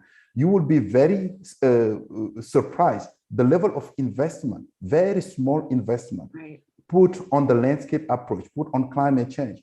They're more looking on the traditional business model, which is heavy investment on pesticide, heavy investment on input, high level inputs, such as mineral fertilizers.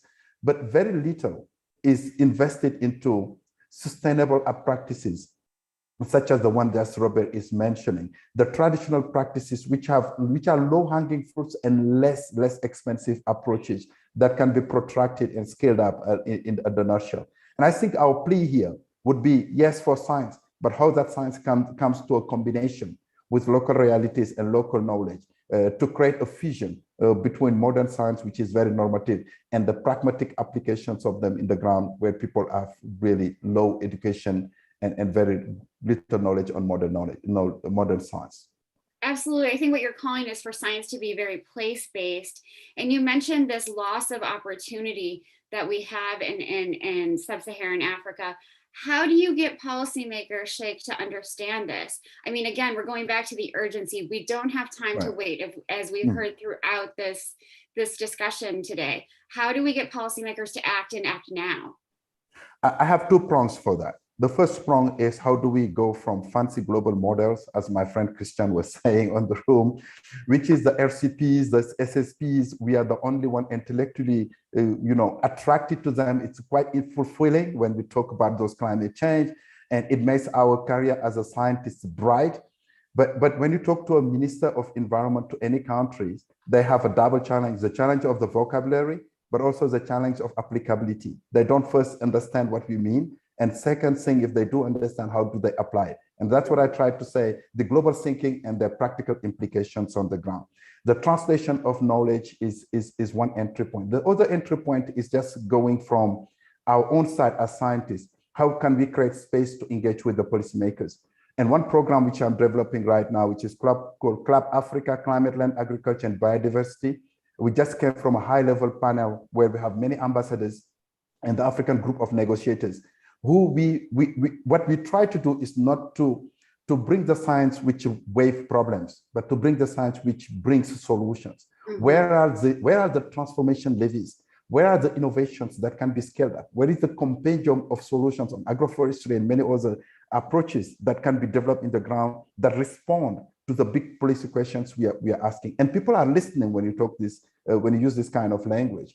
And the way you do it is a long-term engagement, and create the space where innovative space where people can come ask questions and get responses. And those responses are necessary responses that can be applied on the ground because it's bottom up. And this bottom up knowledge production, this bottom up packaging of information and delivery of information, to me is the starting point where we can engage with policymakers, not the other way around.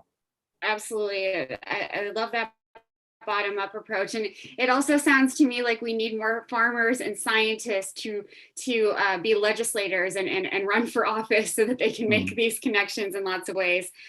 Gabriela, I want to switch gears a little bit and turn to you, and from your experience working with farmers and navigating their various challenges and also their successes on the ground, I'm wondering what policy needs to do to see what can happen, what can accelerate change for farmers? There's a lot to be done. Good morning from Mexico. The people before were talking about implementation gap. I would say we have a knowledge gap too. Our politicians have less time. They are politicians, and I totally agree with you that we need growers and agriculture-related people to be in politics, no? I have one sentence in my heart: we don't have time left, no? Our planet is crying for help. We have a lot of very critical issues going on a planetary system, but we have to act locally. So we urgently need that our politicians get more involved in what we are doing. There are great things being done through universities. In Mexico, a lot of universities regarding with agriculture are closing. So that's a huge problem, but we need to put the issue of agriculture or agroecology into hunger. We need to put that name again on the negotiation table. No, we need to be more exposed so they understand. And a lot of times I I try to get interviews with politicians and try to explain them. And most of the time they say, I have 15 minutes or I have 30 minutes, please explain me what's going on. But it's not enough. They need to feel the anguish of the people who, the small growers who they don't have access to water, or the women who don't have access to anything because they don't own the land and they don't have any paper. So it's very complicated, but I would resume that we need to close this knowledge gap. Everyone has to be involved, and as a society, we have to get involved in what we are eating, where are our food coming from. And there are, here in the city, there are huge signs saying, buy locally, but there's no place to buy locally. No, there are huge supermarkets, give some small space and with very bad financial conditions, so small growers can put there, but it's not enough. We need to increase local markets and increase or favor policies like, one example, in all the government, they always use cookies for the reunions with coffee, no?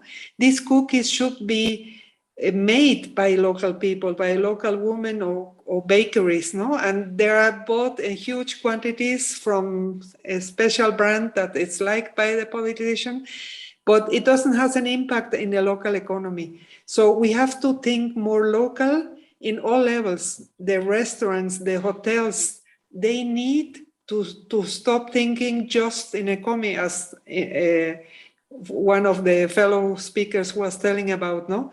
It's not about yields, it's about life, making a difference. And the challenges we have in the climate level are huge, and we need everyone involved. And it's not just an NGO or a small university who is doing something. We really have to get this to a very higher level and get agroecology on a ministerial level in order to get it. But it's a lot of talking and reunions to be done.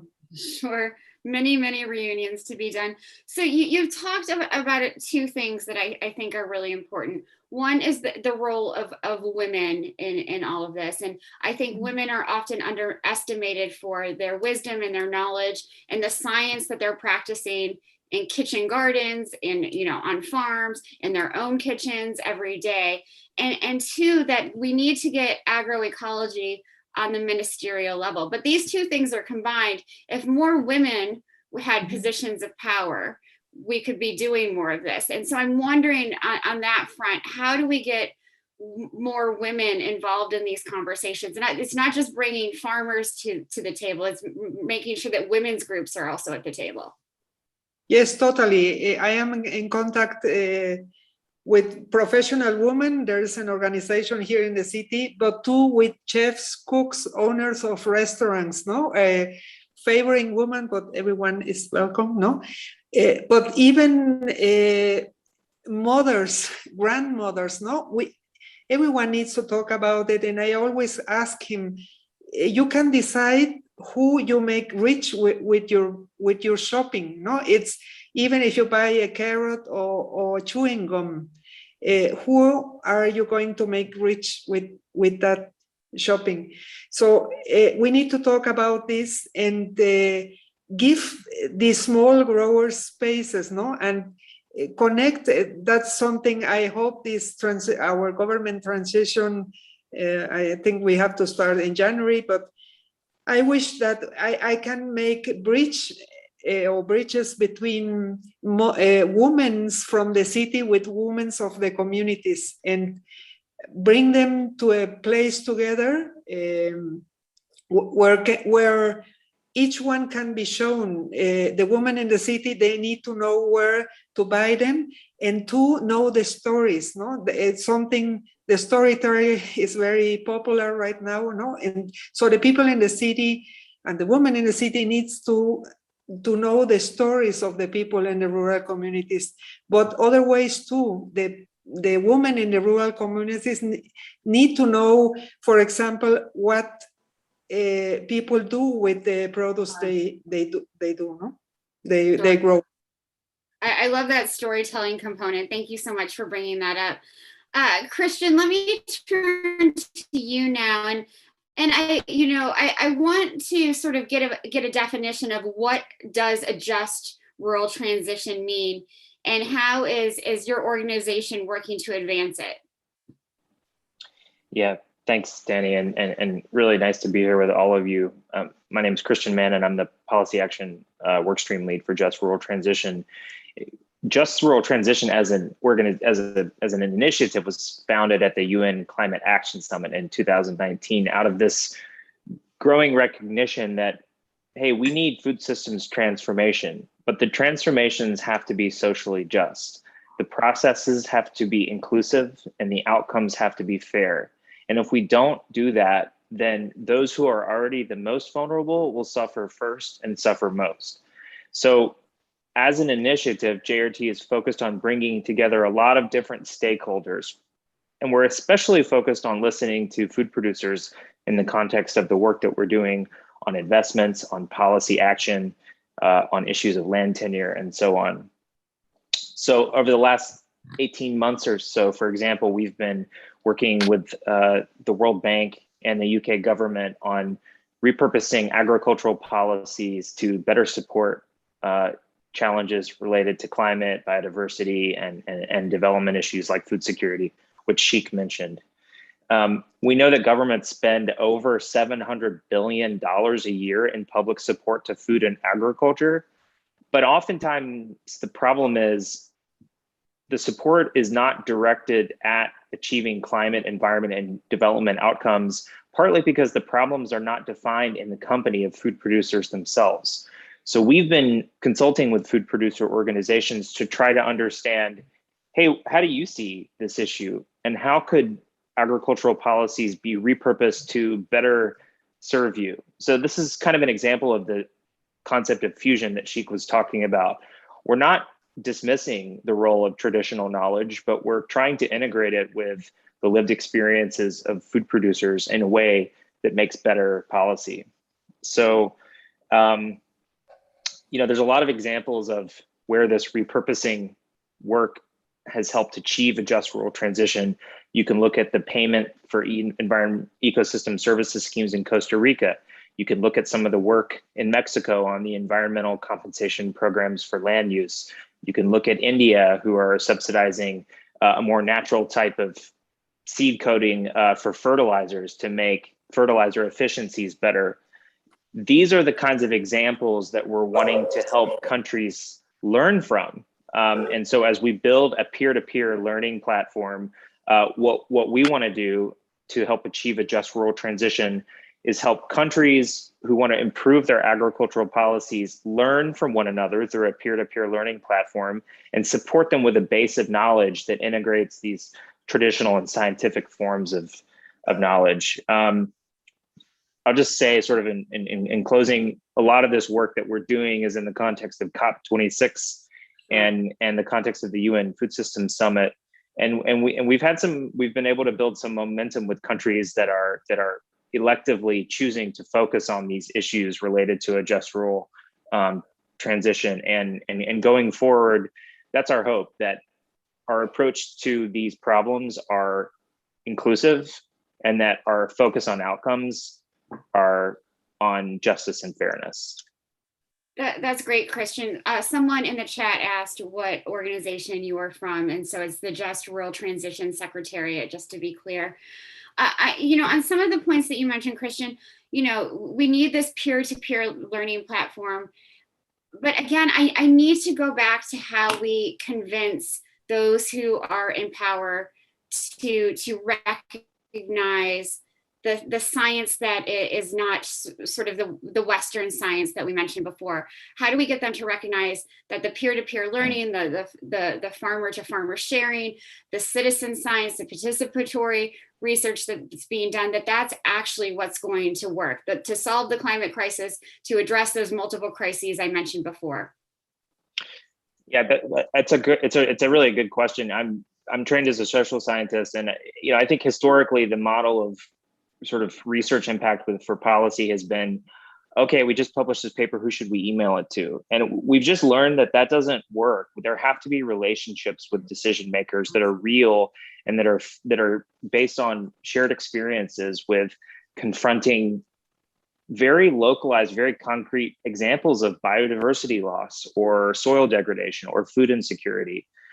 So we really think that this peer-to-peer approach is not this sort of automated, inert system, but it's really about building relationships with people who have to make decisions in government. And we're working on putting together an approach to that for next year that is based on building relationships with decision makers. I'll just say quickly that in the past I worked with U.S. legislators at an organization that took delegations of congressional representatives overseas, and it was always said that those trips, setting aside the research and the policy briefs and all the analytical stuff, it was the trips. It was when decision makers could go to the field and see practical examples. That's what they remembered most. We have to do the analytical work. We have no choice but to do that. And we have to do it at a fine scale, like Sheik was saying, not at a global scale. But we also have to provide experiences for decision makers to see for themselves what's going on. Absolutely. And I love that we mentioned relationships. That's really, really important, along with the storytelling that Gabriela mentioned. I just want to address one of the comments that I think is important. Someone thought this panel was going to be about new science. And I'm sorry they feel like there's not enough substance. I feel like this panel has been very substantive. The point is that we're not talking about new science. We're talking about ways of combining old and science, those traditional scientific methods, with citizen science, with participatory science, with that peer-to-peer learning. So if we could take just 30 seconds, if you could all just sort of answer this one last question for me. And to transform science, we need a complete rehaul of our educational systems, our extension services, training young farmers, and recognizing, again, both citizen science and indigenous knowledge. What's your advice? And again, 30 seconds each of you, and I'll start with you, Sheik. What's your advice to academics and governments to make that happen? I think you're on mute, sir.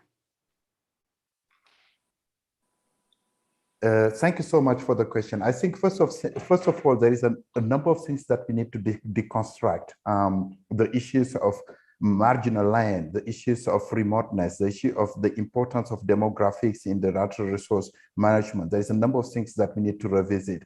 There is a number of things also we need to revisit in science in terms of the effective role of smallholder farming in Africa, for instance, and across the world. And how to combine the universal concern, which is driven by normative research, to the specific vulnerable stakeholders. What we need to do in order to respond to your question, I think we need to build more positive narratives. We are just waving too many negative images on many of the things that we are dealing with. The second thing I think that would be important is to try a level of investment that create integrated system approach to reduce the risk which are related to landscape and food systems. And without investment, I think we can't do it. And everything can trickle down from those levies to improve the local knowledge use and the traditional practice which are neglected. Over to you. Hope and investment.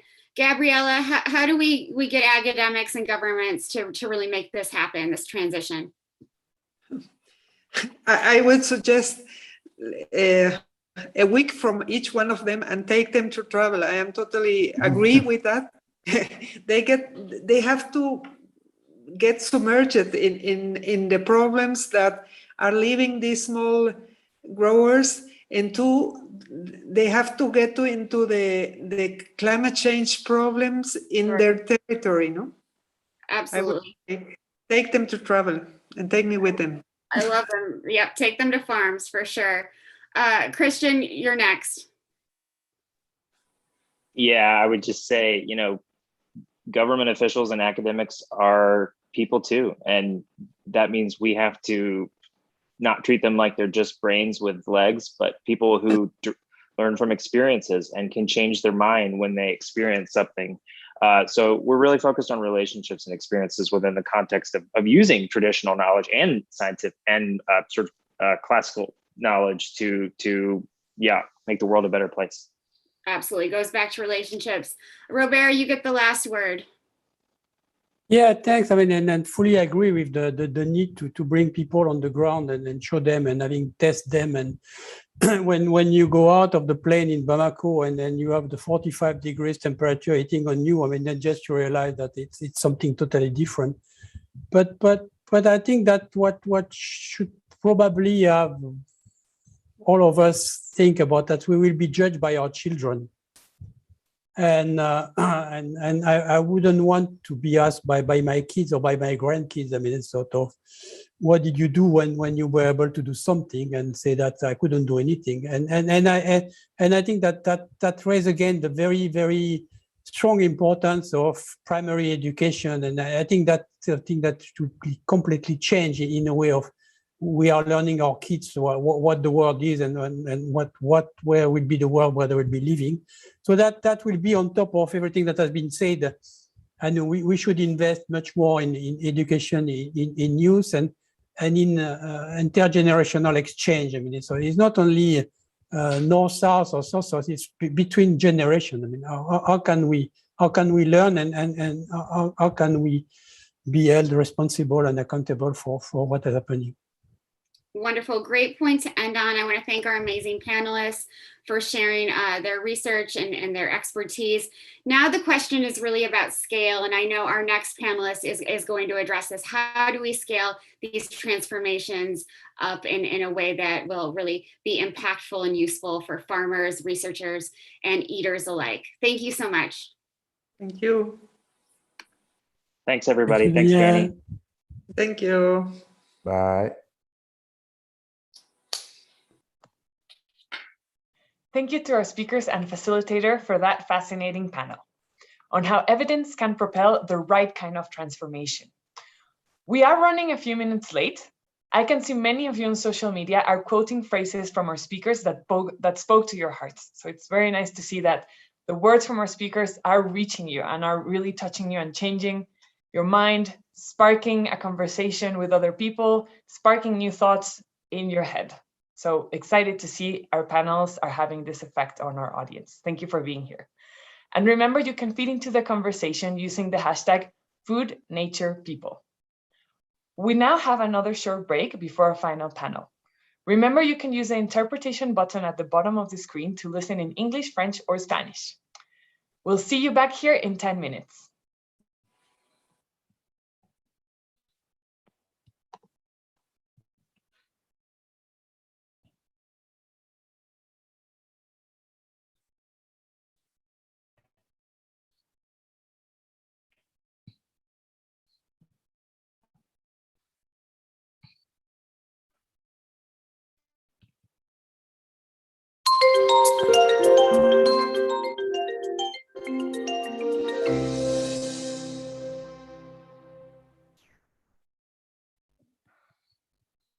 The food system is not broken. It is serving multiple functions at a societal level. Huge number of livelihoods embedded in the food system. It obviously feeds us, it's important, but the way it feeds us and the change that we've seen over the last 50 years has led to increasing overconsumption of what's often termed empty calories, which is high calorific food, oils, fats and sugars, but not particularly nutritious. On the other hand, we still have about 1 billion people hungry, as I say, and that number is, alas, increasing year on year now.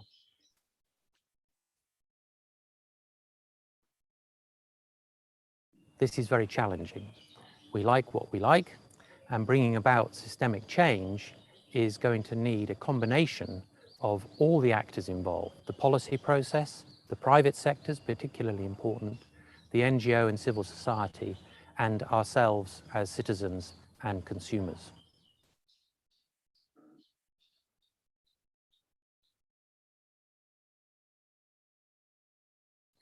Malnutrition is a phrase, is a word that's been used very liberally. Malnutrition actually means bad nutrition, so it does refer to those of us having too much, as well as those of us not having enough. Undernutrition is a big problem. It's essentially a problem of the developing world, particular abject hunger, but overnutrition is another form of malnutrition, which is a worldwide epidemic. It's not just the, quote, global north, it is across the globe, and it's much more related to wealth and opportunity to buy different foods than it is related to geography.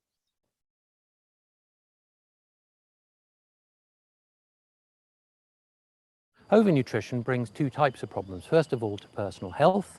Non-communicable diseases, cardiovascular disease, type 2 diabetes is very much on the increase.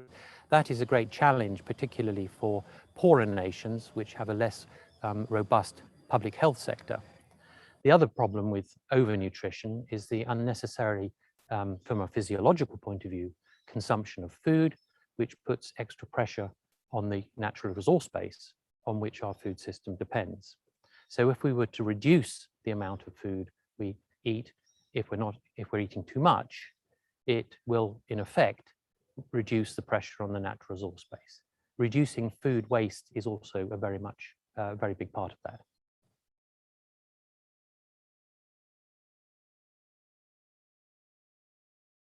"50 years ago, about 2 billion people were not hungry. Today, about 6 billion people are not hungry. This is a remarkable story.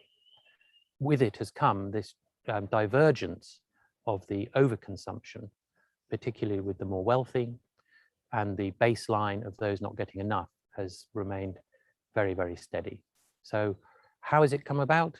Combination of economic development, population growth, globalization, huge market reach by multinational corporations, and a policy framework that is not adequate to manage more effectively the food system, to mitigate the negative aspects and to reinforce the positive aspects.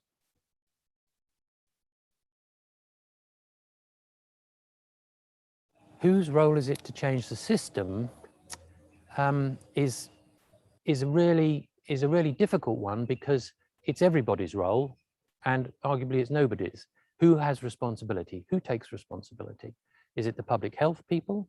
Is it the agriculture people? Is it the finance people in government? Or is it civil society organizations? Or is it down to the individuals? So there are a large number of actors, and recognizing that they all have their own motives, their purpose, what they want out of it is very important. And so as we discuss interventions to bring about systemic change, we need to recognize that there will be losers as well as winners, and that we need to pave the ground for the losers more strongly than we need to celebrate the success for the winners.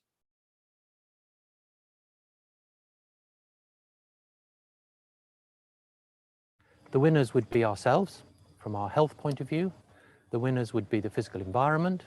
We would have less environmental damage due to excess consumption. The losers would, of course, be the enterprises that are dependent on sale of goods all along the value chain. They could be a political dimension. There could be a civil disturbance, for instance, if it was implemented in an incorrect way. There could be a change to our habits and our lifestyles and our preferences. So we, as a society, need to prepare for a changed diet. And that includes all the actors involved in the food sector, both the direct actors and the many, many influencers of it.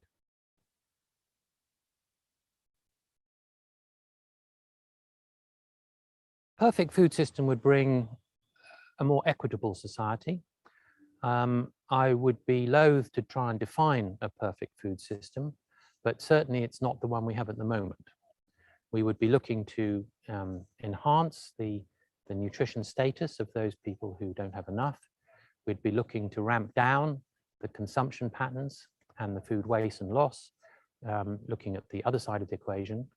And we would be looking for an equitable business environment so that enterprises are successful, because without successful food system enterprises, the food system is not going to function.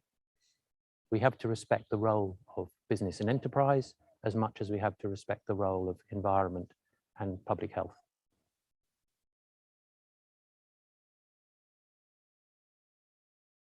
Forests are fundamental to the Earth system functioning. From an environmental point of view, they are part of the regulatory mechanism, which in turn affects our climate and hence our weather, and all of that trickles down to affect the entire food system.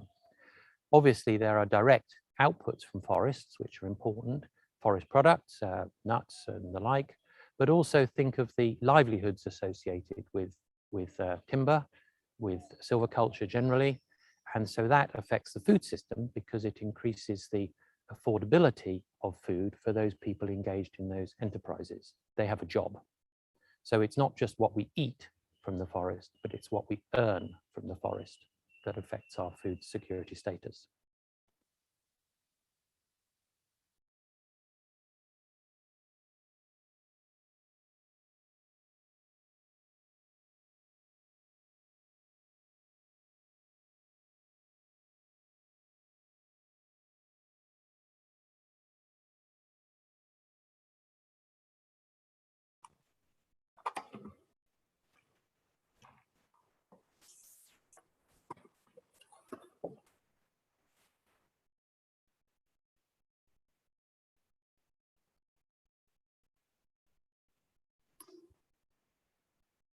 Welcome back, everybody, to panel 3 for this amazing event.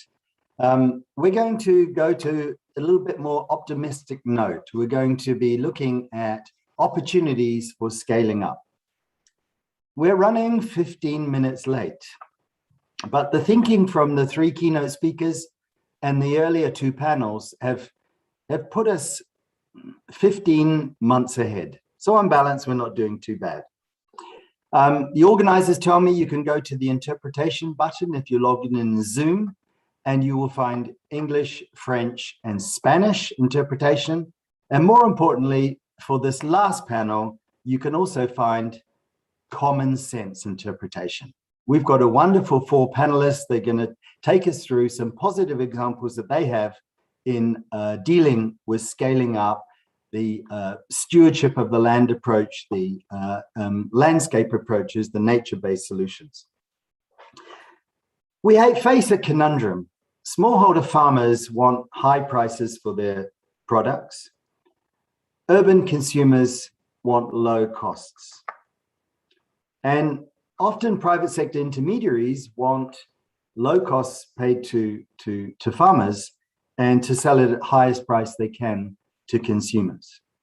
And that conundrum affects our scaling up also. Scaling up is not new. If you look in Google Scholar and put in the term scaling up in agriculture, there's more than 260 refereed articles before 1970 on the topic. 260. 1970 is an important year because that's the year that since then our population has doubled. Since then, we've added another 100 parts of CO2 to the atmosphere. And since then, we've been farming and managing the land unsustainably. So we're going to be looking at, with our keynote panel today, scaling up on the individual farm, scaling up in the village, scaling up in the landscape, but looking at opportunities to connect all of those efforts together in a way that is reinforcing, regenerative, and positive. So we're going to start out with Satya Tripathi. Satya Tripathi has a distinguished career in national and international areas. He is now the Secretary General for the Global Alliance for a Sustainable Planet. Satya, our first question to you is, with all of the ideas and solutions and options out there, when we look at adaptation and investing at scale, what do you think, through your experience, Satya, are some of the greatest challenges in linking adaptation and investments at scale to this concept of better stewardship of our land? Thank you, Tony, and greetings, everyone. It's a pleasure to be here today. Tony, actually, you answered the question yourself. The fact that the population has doubled in the last 50 years or so, the fact that we've added 100 parts per million carbon concentration in the atmosphere, and then also, the fact that a few decades ago, we had 2 billion people that were going not hungry to, we have 6 billion people that are going not hungry, that we saw in the streaming video. The facts are hiding in that is that there are 2 billion people that are going hungry. And the 2 billion people that are going hungry have the same rights as any one of us, either in this particular gathering or anywhere on the planet. And that needs to change. And that is about a just transition. That is about climate justice. That is about when we are shaken by the images we see from Afghanistan, climate change is Afghanistan 1,000 times worse. So we really need to wake up. The IPCC report tells us that we are at a seminal point of time in the history of humankind and many other species, thanks to our ill-advised agricultural practices over the last century or so. So the two things I would like to really highlight today is greed and risk. Greed, as in humans, our greed has no limit. And of course, Adam Smith said it famously that the wants are unlimited. But the point is, it has to stop somewhere. Otherwise, we will all perish and it will not be a very happy situation, especially for our species. The planet will go on. We keep paying homilies and homages to the planet as if the planet is at risk. The planet is not at risk. We are at risk. Our species is at risk. And we really need to get very selfish about it to protect ourselves. So that's the greed part. The risk part, to the financial community in the conversation today, to the policymakers in the conversation today, the way you see risk is completely outdated. If you are really interested in looking at evidence of risk, I'm in New York City. We've been advised not to take the subways. The subways are flooded. The MTA buses, there's water up to the seat level in many parts of the city. And this is New York City we are talking about, with the best of resources. New York City, last I checked, has a $1.3 trillion city GDP, which is bigger than the national GDP of Indonesia, a country that I deeply love and respect, and I've spent the better part of my career there.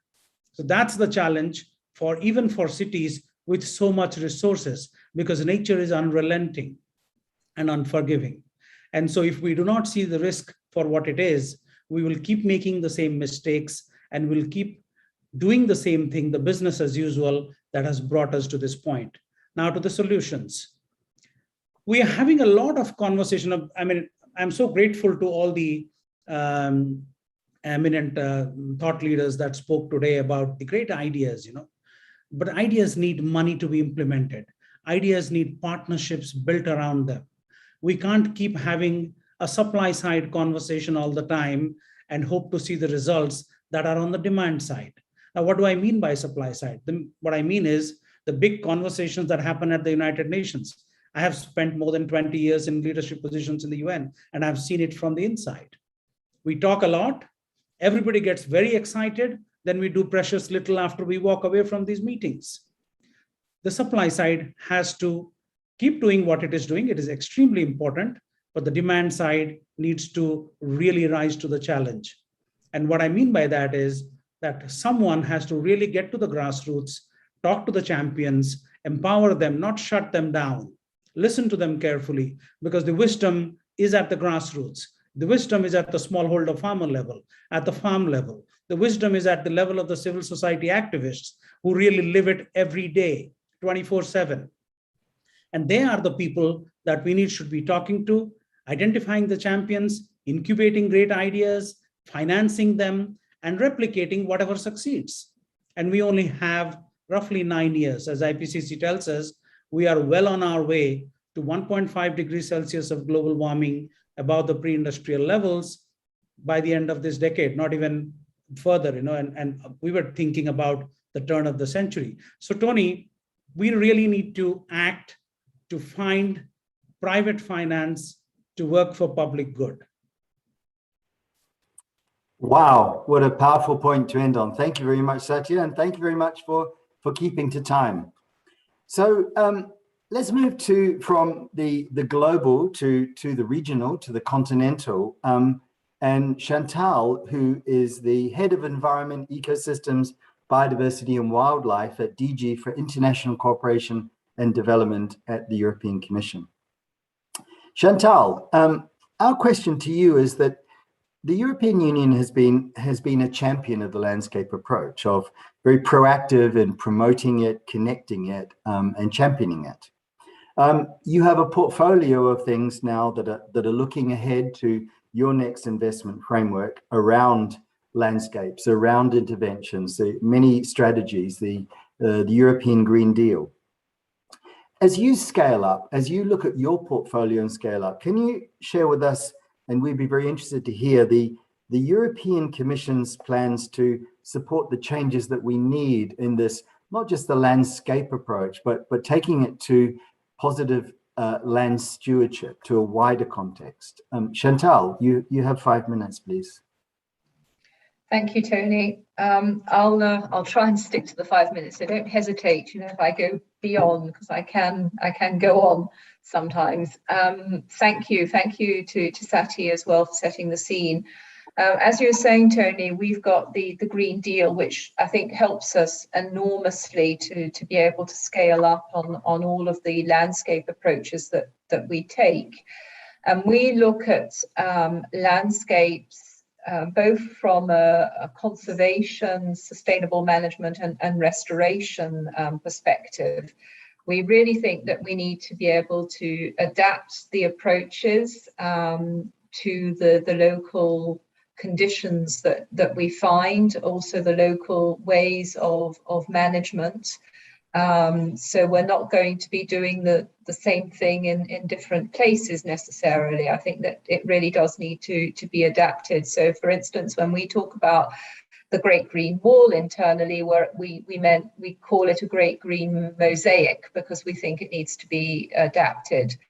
The approach that we take is to look at rural areas, not only from the food safety and the nutrition quality perspectives, but also looking at the ecosystems and the protection or the restoration of the ecosystems and the creation of jobs. We think that it's extremely important that when we're doing restoration or conservation, at the same time, we're creating a green economy around it. And if we don't focus on people, and I mean, that's really not surprising considering the DG that I come from, we're never going to achieve anything. So we're very interested, and we've been working quite a lot on local approaches to landscape management. We also think that we need to invest over long periods of time, that we can't go in.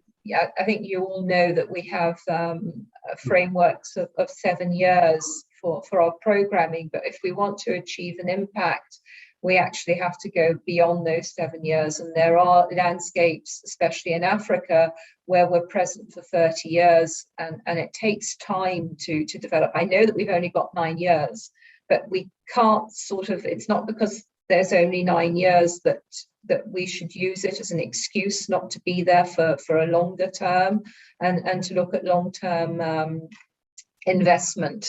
We're very interested in all the agroecological approaches, such as agroforestry, but also all the farm-based natural regeneration that we've been hearing a lot about over the past few months, because we think that's really the way to build sustainable and healthy and resilient agri-food systems, and one of the only ways. The agroecology approaches, we believe, really increase the resilience.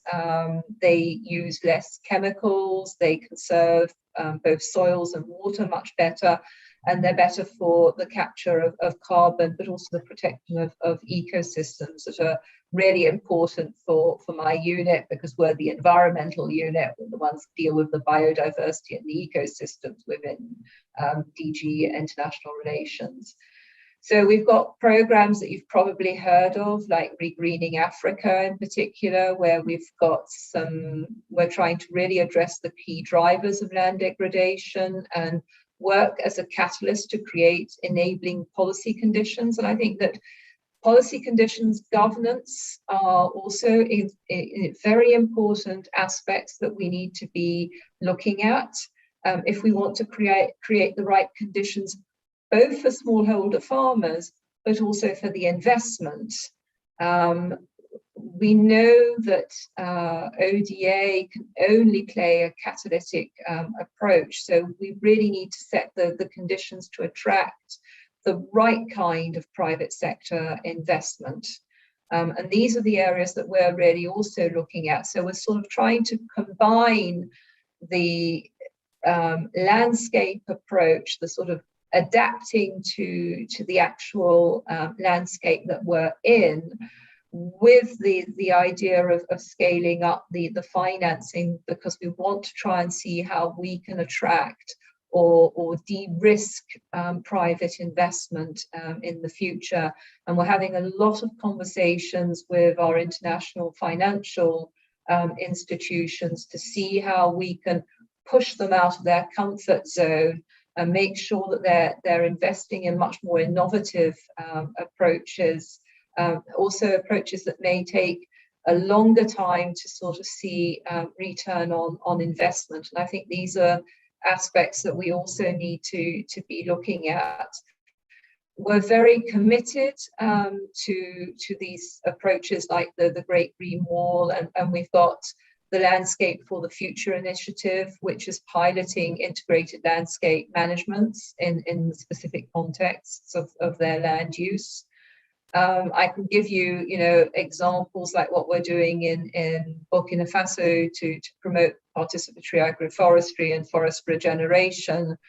But as I was saying, it's really a long-term commitment that we need through national programs. It's not something that we can do short-term. It needs to be rooted in local communities, in governments, but we need to have plans. We need to have scenarios, and we want to have also light regional sort of support approaches within our sort of framework of how we work.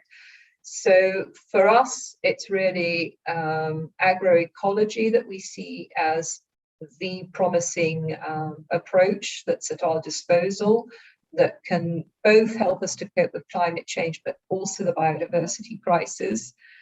We need to be respectful of humans, nature, and of diversity, and we need to find the ways to attract the right private sector investment if we really want to scale up. And I will leave it at that. Thank you very much to everybody. I'm handing back to you, Tony.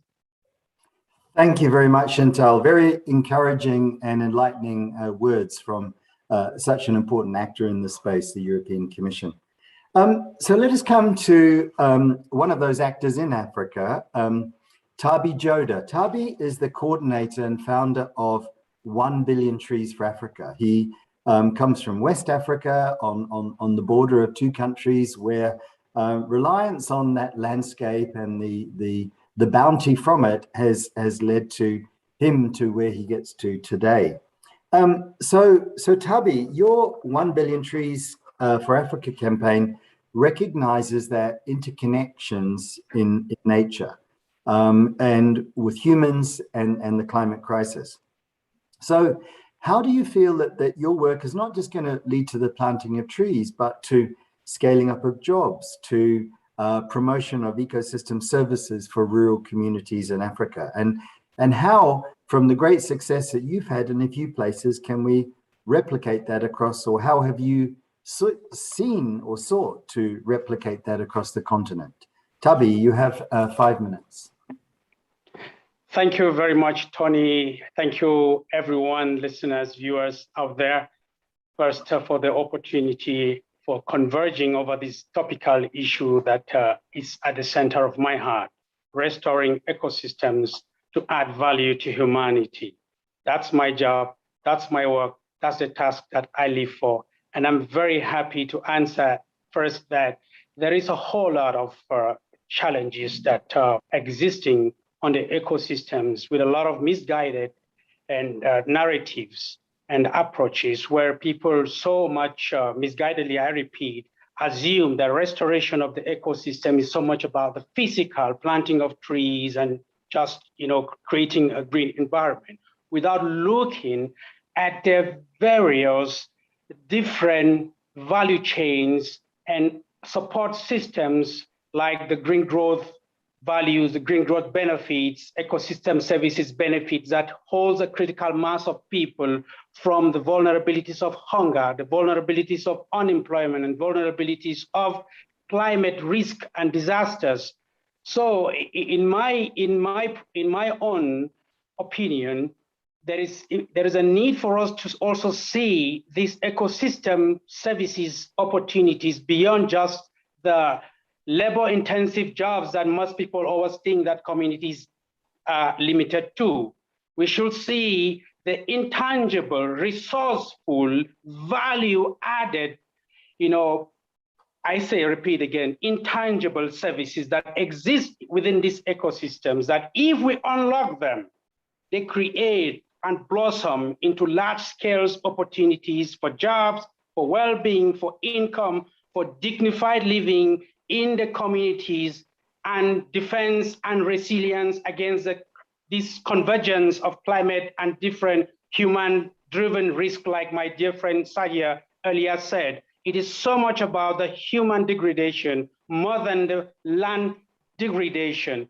And to actually answer you straight in terms of how do we create these jobs, scale these jobs, we need to actually catalyze thriving microeconomies of scale by looking at contextual opportunities in terms of what does the landscape offer in terms of water management, in terms of pasture management, in terms of the services to local population, livestock production, animal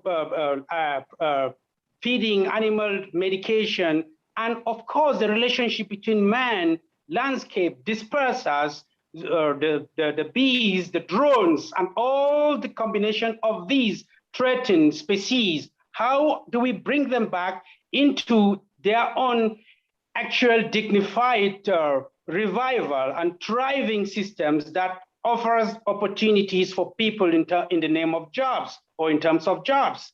This requires creating context-specific mechanisms that can innovatively unlock these ecosystem services value chains, like I said, in a nature-positive and a nature-sensitive manner that it offers opportunities that becomes jobs.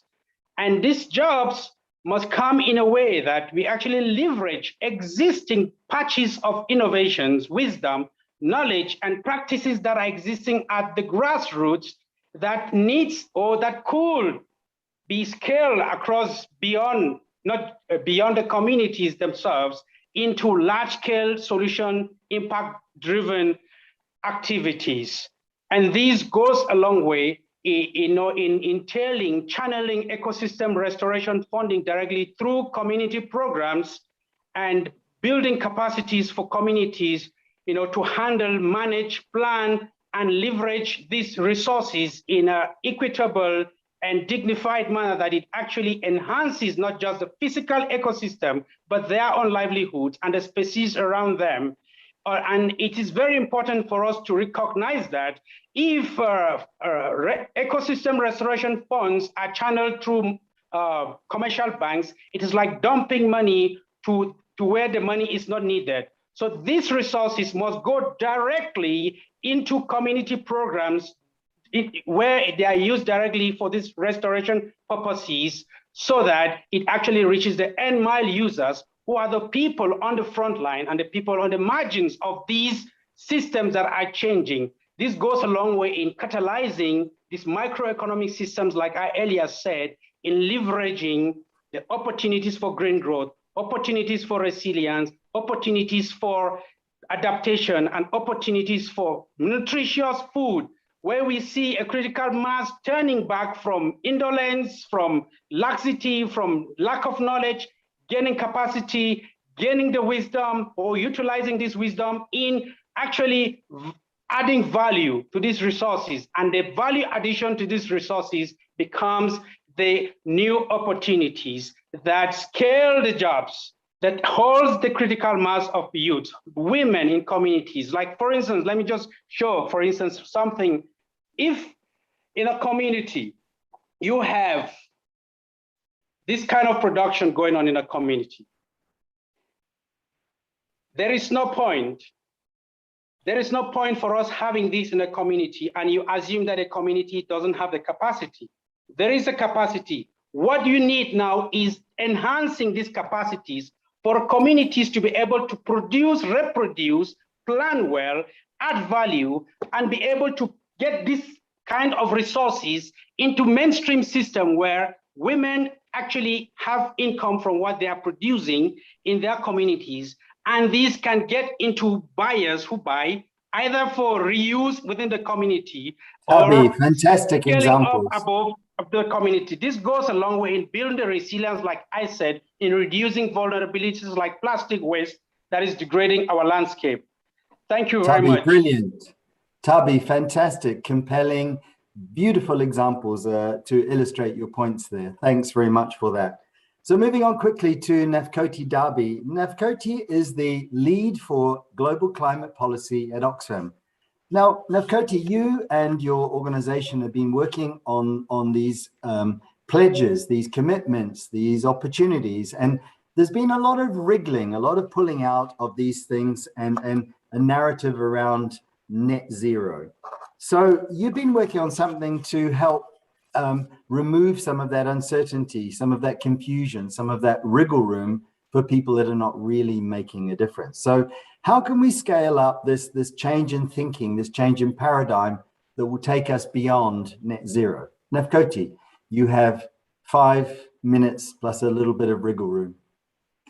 Thank you so much, Tony. Hi, everyone. I'm really happy to be part of this incredible panel and to be discussing these really important issues.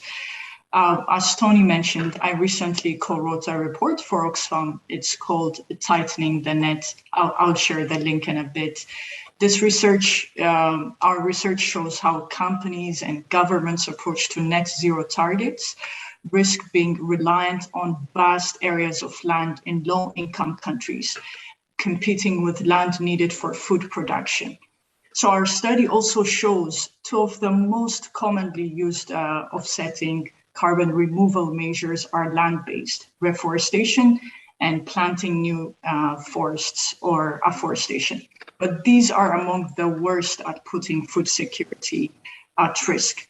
For instance, in our research, we looked at 4 leading energy companies, and offsetting their emissions could require an area twice the size of the UK. So just to put this in perspective, CLARA, Climate, Land Ambition and Rights Alliance, they estimate that there is roughly 350 million hectares of land available for carbon removal, and this is without, competing with food production.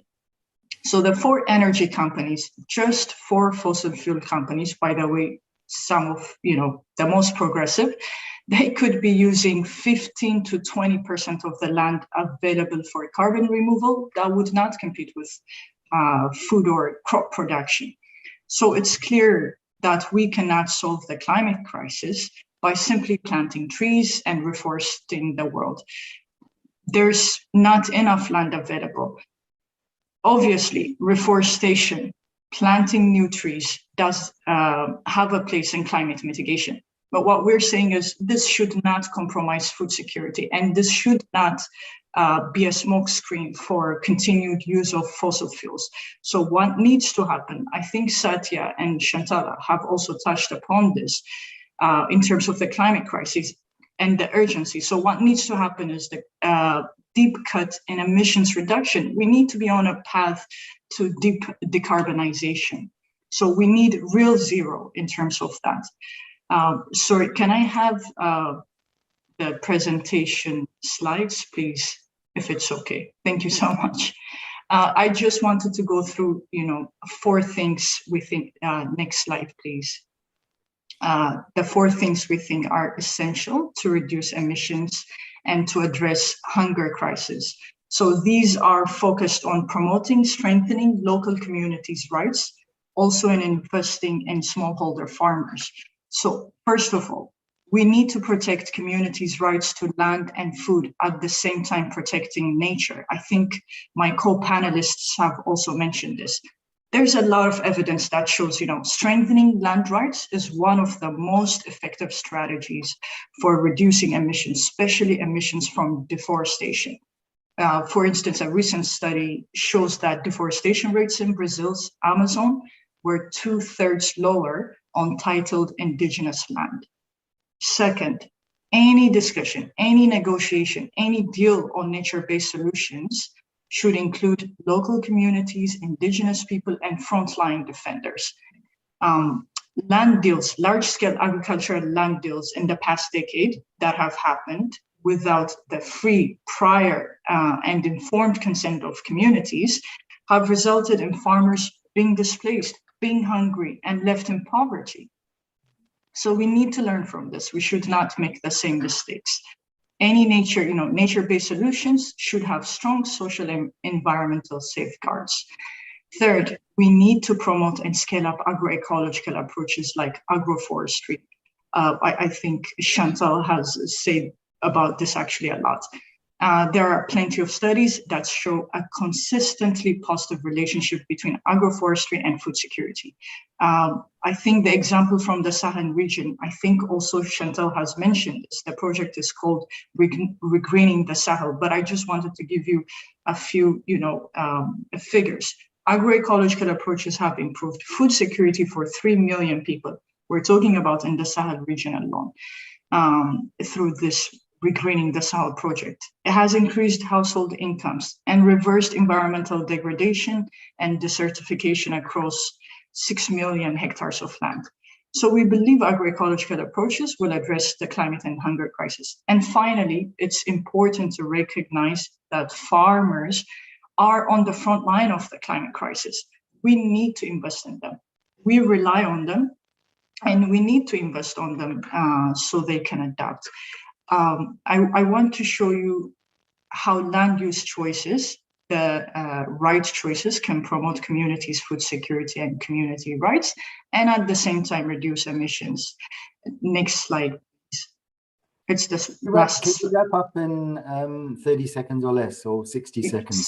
Sounds good, Tony. I'll go through this quickly. I just wanted to show because, so let's look at a couple of land-based climate mitigation strategies. Bioenergy, BECCS, for instance, a lot of countries might be relying on this. BECCS requires huge amount of land.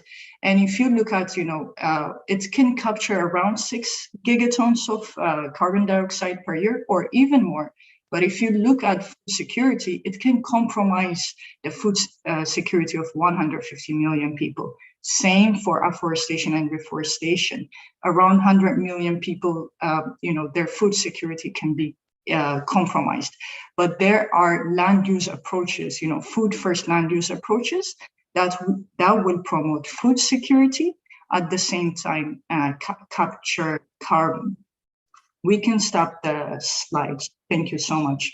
So we cannot solve the climate crisis by simply planting trees and reforesting the world, but we believe, that food first land use led by local communities will address the climate crisis, hunger crisis. It will lead to zero emissions, zero hunger. So it's a win-win.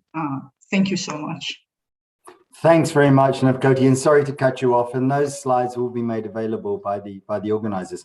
So we've come to the end of our time, but I think it's fitting that we ask each of our panelists just in a couple of words to share with us their takeaway from this, from the 3 keynotes, from all of the 3 panels. What are your takeaways to help us scale up this approach to better land management, better land stewardship, connecting food, nature, people, using nature as the bridge between food and people? Your takeaway, Satya. Quick takeaway, 20 seconds. Absolutely. I think the examples are staring us on our face. We heard from Vijay Kumar in the other panel, who's pioneered the work in Andhra Pradesh on community-based natural farming. It empowers people by bringing prosperity to the grassroots. It brings back ecosystems, regenerates our water tables, our aquifers, cleans up the water bodies, and one could go on. And most importantly, public health, exponential gains in public health, because poor people can finally afford clean food that they are growing. Great 3 points. Empowerment, ecosystems, public health. Thanks very much. Chantal. I think there was quite a lot of consensus around the fact that we need to be linking everything up. So we're talking about agroecology, about both protecting the environment and protecting people. And I think that the idea that we can't do it without the local communities, that came out quite clearly, indigenous peoples, what Nafkote was saying also about Brazil, and where we see less deforestation. I think we were all agreeing that local communities needed to be involved, that we have to have a link between the different aspects. We can't do things in sort of isolation, just planting trees for the sake of climate change. There needs to be the food as well, and we need investment. Thank you, and thank you to the European Commission for your trigger investments in a lot of these things. Tubby, your 20-second takeaway. Thank you. If ever there was a time for the global community to see the ecosystem as the foundation on which our lives rely, and as the natural solutions to climate change, to disaster risk, to human displacement, to migration, and to conflict, I dare say this is the time. Ecosystem restoration, regeneration is the task we all should be behind. Thank you. Thank you for your succinctness. Last word to you, Nafkote. Thank you so much. I think every climate solution, or our climate solution, should focus on a food-first approach. And Satya, Chantal, Tavi have said it as well. The solution is with communities. Communities are at the front line of the climate crisis. We have to invest in them so that they can adapt. Fantastic. So really like to thank our 4 panelists for steering us through the reflections and being an anchor at the end of the 3 keynotes and the 3 panels to lead into the next session, where they're going to try and distill this to come up with some actionable change going forward. So the challenge for all of us is this concept of weaving together people, nature, and food, and how with better co-leadership, with rewarded stewardship for those landscape approaches, adaptable innovations, and reducing inequalities and equities is going to be the way forward. And we turn that back to the organizers, to Ileana and Alexander, with a very daunting task to weave this all together into a common thread and help close us on a note of optimism. Thanks very much. Thank you, Tony.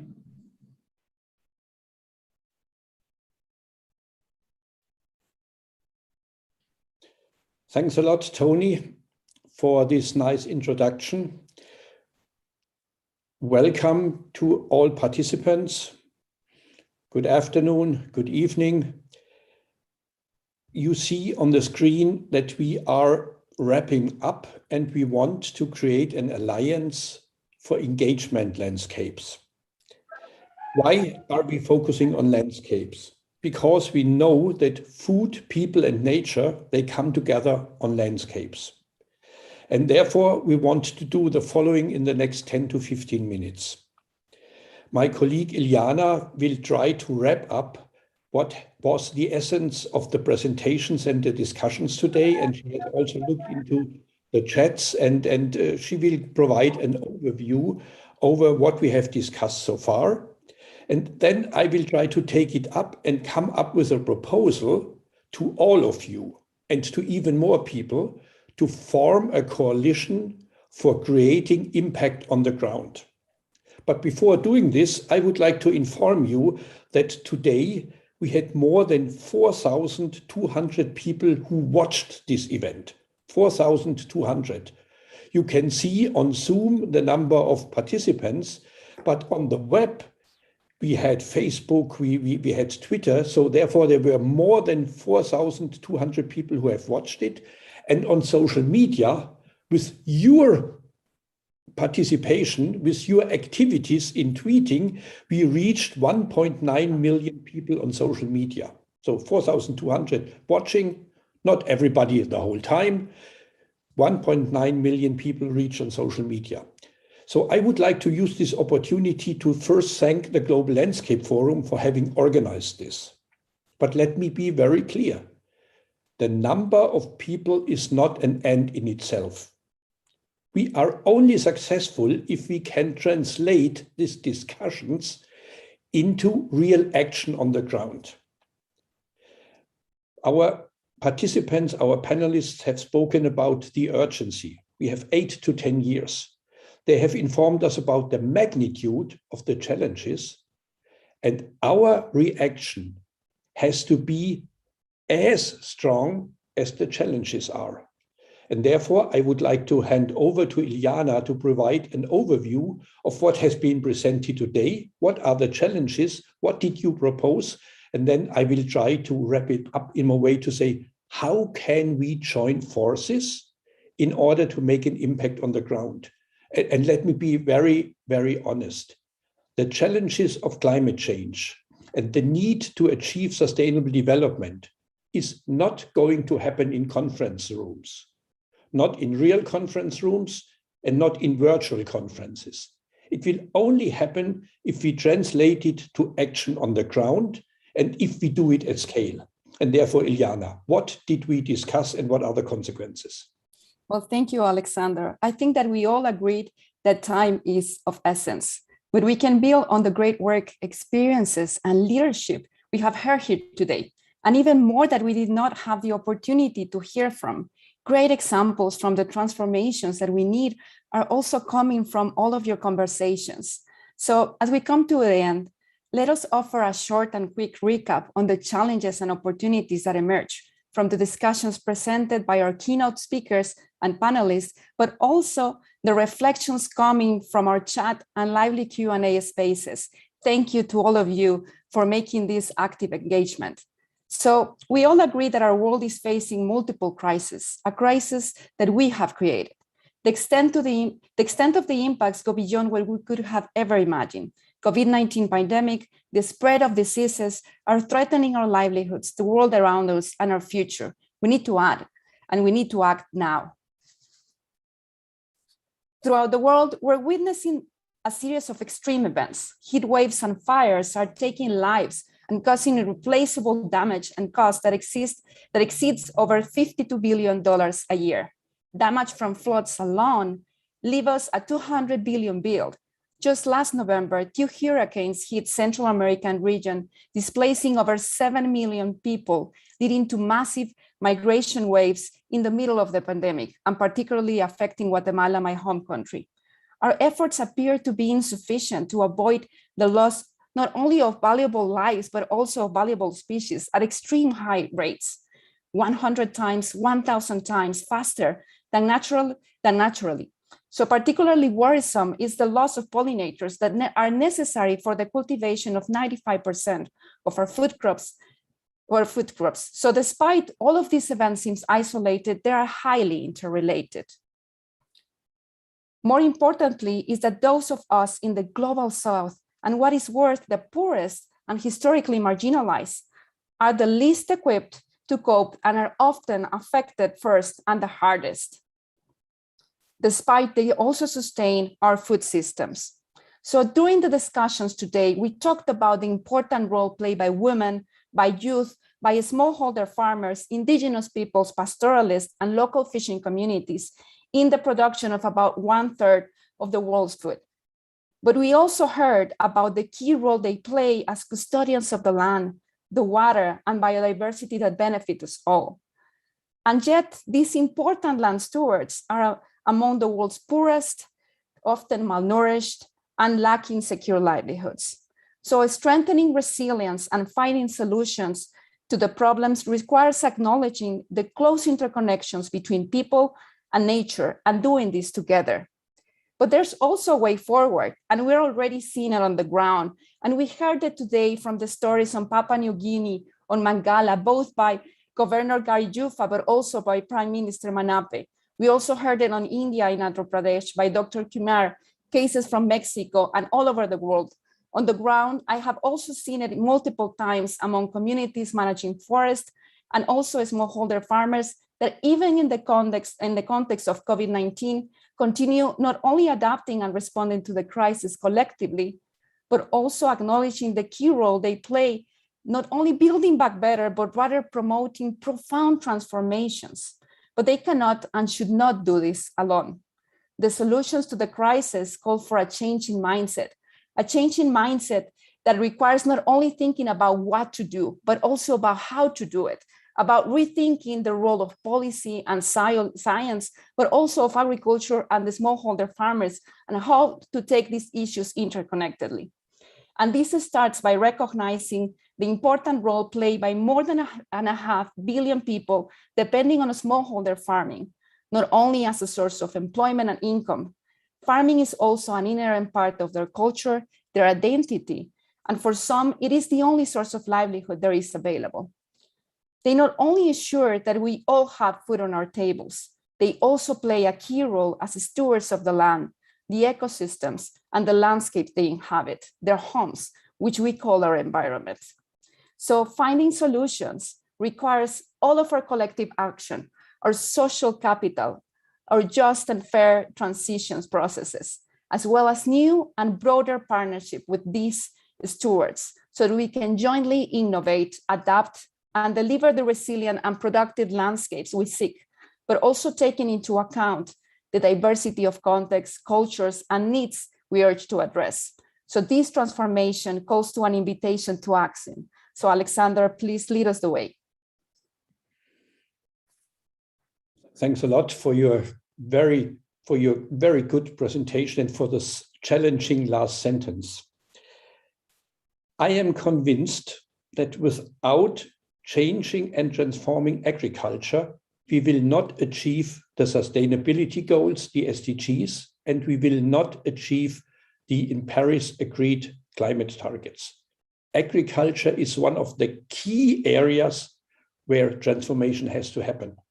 Now, let us be very clear, and this has been mentioned several times, there is a fundamental problem. It's the economics. The current agricultural system, the current system of food production is built on ignoring the externalities created by industrial agriculture.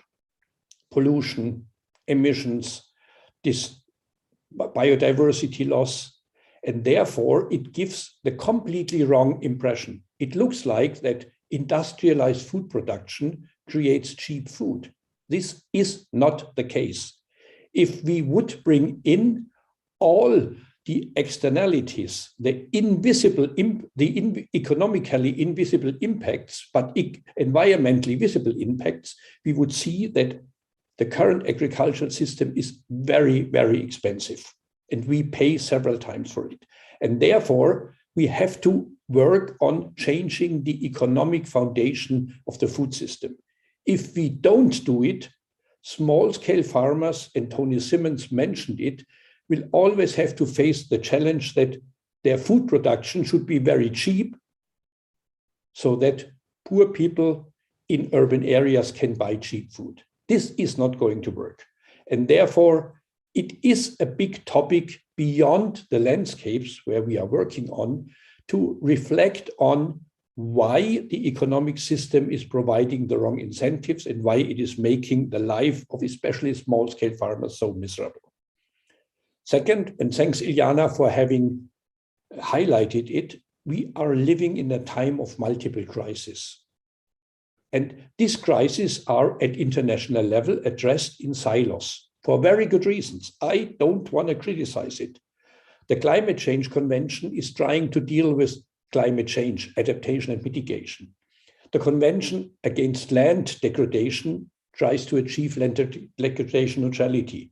The Convention on Biological Diversity wants to maintain and protect our biodiversity. And the World Health Organization is dealing with the pandemic and health issues. Let us be very clear. All of these challenges are coming together at the landscape level. The landscape level is, let me say it in a maybe strange word, is the battleground for sustainability. And now we know that many of the farmers are very poor. Small-scale farmers in the global south are poor, and very often they are hungry themselves. So how can we expect that small-scale farmers, as the managers of the landscape, can contribute to solutions? They have the potential, they have the ability, but we have to support them. And the whole day, the conference, the whole day was about the question, what kind of global coalition do we need to support action on the ground? Action for small-scale farmers so that they can improve their own livelihoods, that they can manage the natural resources for all of us. Natural resources are the life support system for all of us. And how can we and have we to support them so that small-scale farming is a perspective for these people? You mentioned, Ilyana, we have 1.5 billion small-scale farmers. That's the biggest workforce in the world. The automobile industry employs less than 50 million people, less than 50. So when we are talking about small-scale farmers, we are talking about the biggest workforce in the world, and it's often neglected. By the way, let me also express it here. Industrial agriculture has to find its own transformation pathway. We cannot put the burden only on small-scale farmers. There are two different types of agriculture: small-scale, extensive farming, and high-input industrial farming. Both have to transform. But what should not happen is that industrial agriculture is putting the pressure on small-scale farmers to solve the problems which are created by industrial agriculture. Therefore, different types of agriculture require different types of solutions. So how can we expect small-scale farmers to become the manager of our future and of our sustainability?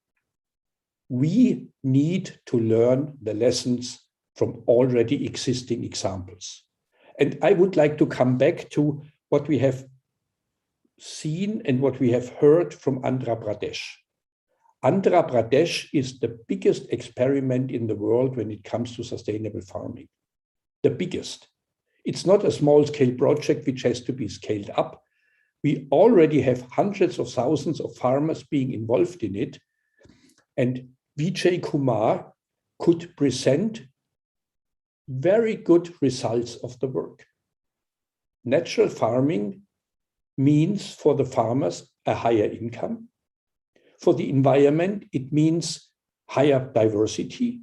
And very important, because of the water scarcity in India, they are using less water, so the groundwater levels are going up. So if you look at this example in Andhra Pradesh, you can see that they are doing well on all four capitals, not only the produced capital, but also natural capital, social capital, and human capital. And I think this is the way forward, that we have to measure the success in all four capitals: natural capital, social capital, and human capital, additionally to what we are currently measuring in the produced capital. And we want to take the example of Andhra Pradesh and other examples as a basis for working together on the ground. Scaling up solutions does not mean to have 100,000 more small-scale projects. It is urgent. We have to act at scale, and therefore we have to use landscapes as the basis of transformation. And what we are proposing today, and we will put a website online tomorrow, is to join forces. Joining forces in order to have engagements at landscape level that can really be transformative. And all the examples we have heard and all the good examples we have heard, they can build the foundation for something we would like to initiate. Some of you might know, and some can even remember, that 1972 in Stockholm, we had the first international conference on development and the environment. Next year, it is 50 years. 50 years after the conference in Stockholm, 1972, I would like to see a strong coalition making a proposal of how to implement sustainable agriculture at a landscape level. So if you are willing to join us under the umbrella of food, nature, and people to create a coalition where we could showcase it is possible. Look at Andhra Pradesh, look at what is happening in other parts of the world. Look at the positive results of agroecology and agroforestry. We can really make a difference. And within 1 year, it should be possible to create such a strong coalition that is able to tackle the multiple crises.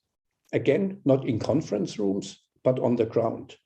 Using the examples, looking at what has worked, sharing the lessons, and using digital tools like the Global Landscape Forum to share experiences, but also to discuss problems. Not everything will work very well, but a lot of things, we have the evidence they can work, but we have to change our fundamental approach. And I don't know why, but the following sentence during the day came very often to my mind. Many people say it's a quote from Albert Einstein. I'm not so sure, but the quote is, insanity is doing the same thing over and over again, but expecting different results.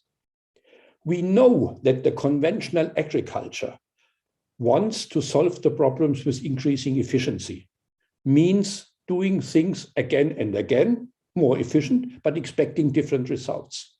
This cannot work. We know it has never worked, but we have the evidence that if you change your approach, you can do things differently.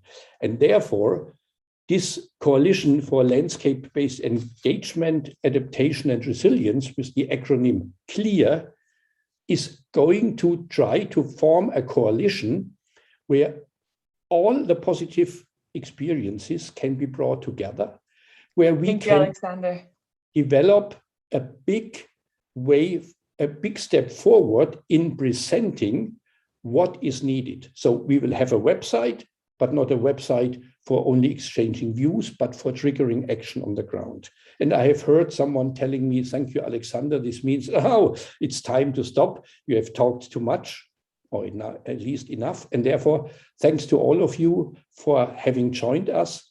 But please continue. What is needed is action on the ground. And we would like to form a coalition that we can do a different type of work at the level of landscapes. Thank you very much. Well, thank you. What an amazing way to close this event with this call to action, with those inspiring words and figures and examples that you highlighted just now, Alexandra and Iliana. Thank you so much for that. And please join me in giving a huge thanks to you all, speakers and facilitators, as well as the organizing team from CIFOR and GLF. Thank you so much for setting this event for all of us to hear these amazing examples, to find hope again, to hear the solutions. For me, the key takeaway message from today is that the kind of change we need is already happening. All we need to do is to join hands to speed it up. We need to not be afraid of new forms of cooperation and partnership. We need to move forward listening to each other so that our challenges give way to opportunities and we can bend the curve of history towards a sustainable future for all of us in this small but magnificent planet we call home. As well, we heard over and over again the need to revitalize food production. And for that, you need us. You need youth. Not all youth dream of a city lifestyle, and many want to stay in the rural towns and villages. Yeah. But without options for a decent livelihood, they are forced to the cities. And they are forced into the least glamorous city lifestyle. If we want to see youth achieve their smallholder land stewardship dream, we need resources, we need sustainable supply chains, we need a society that values the work of smallholders that feed us every day.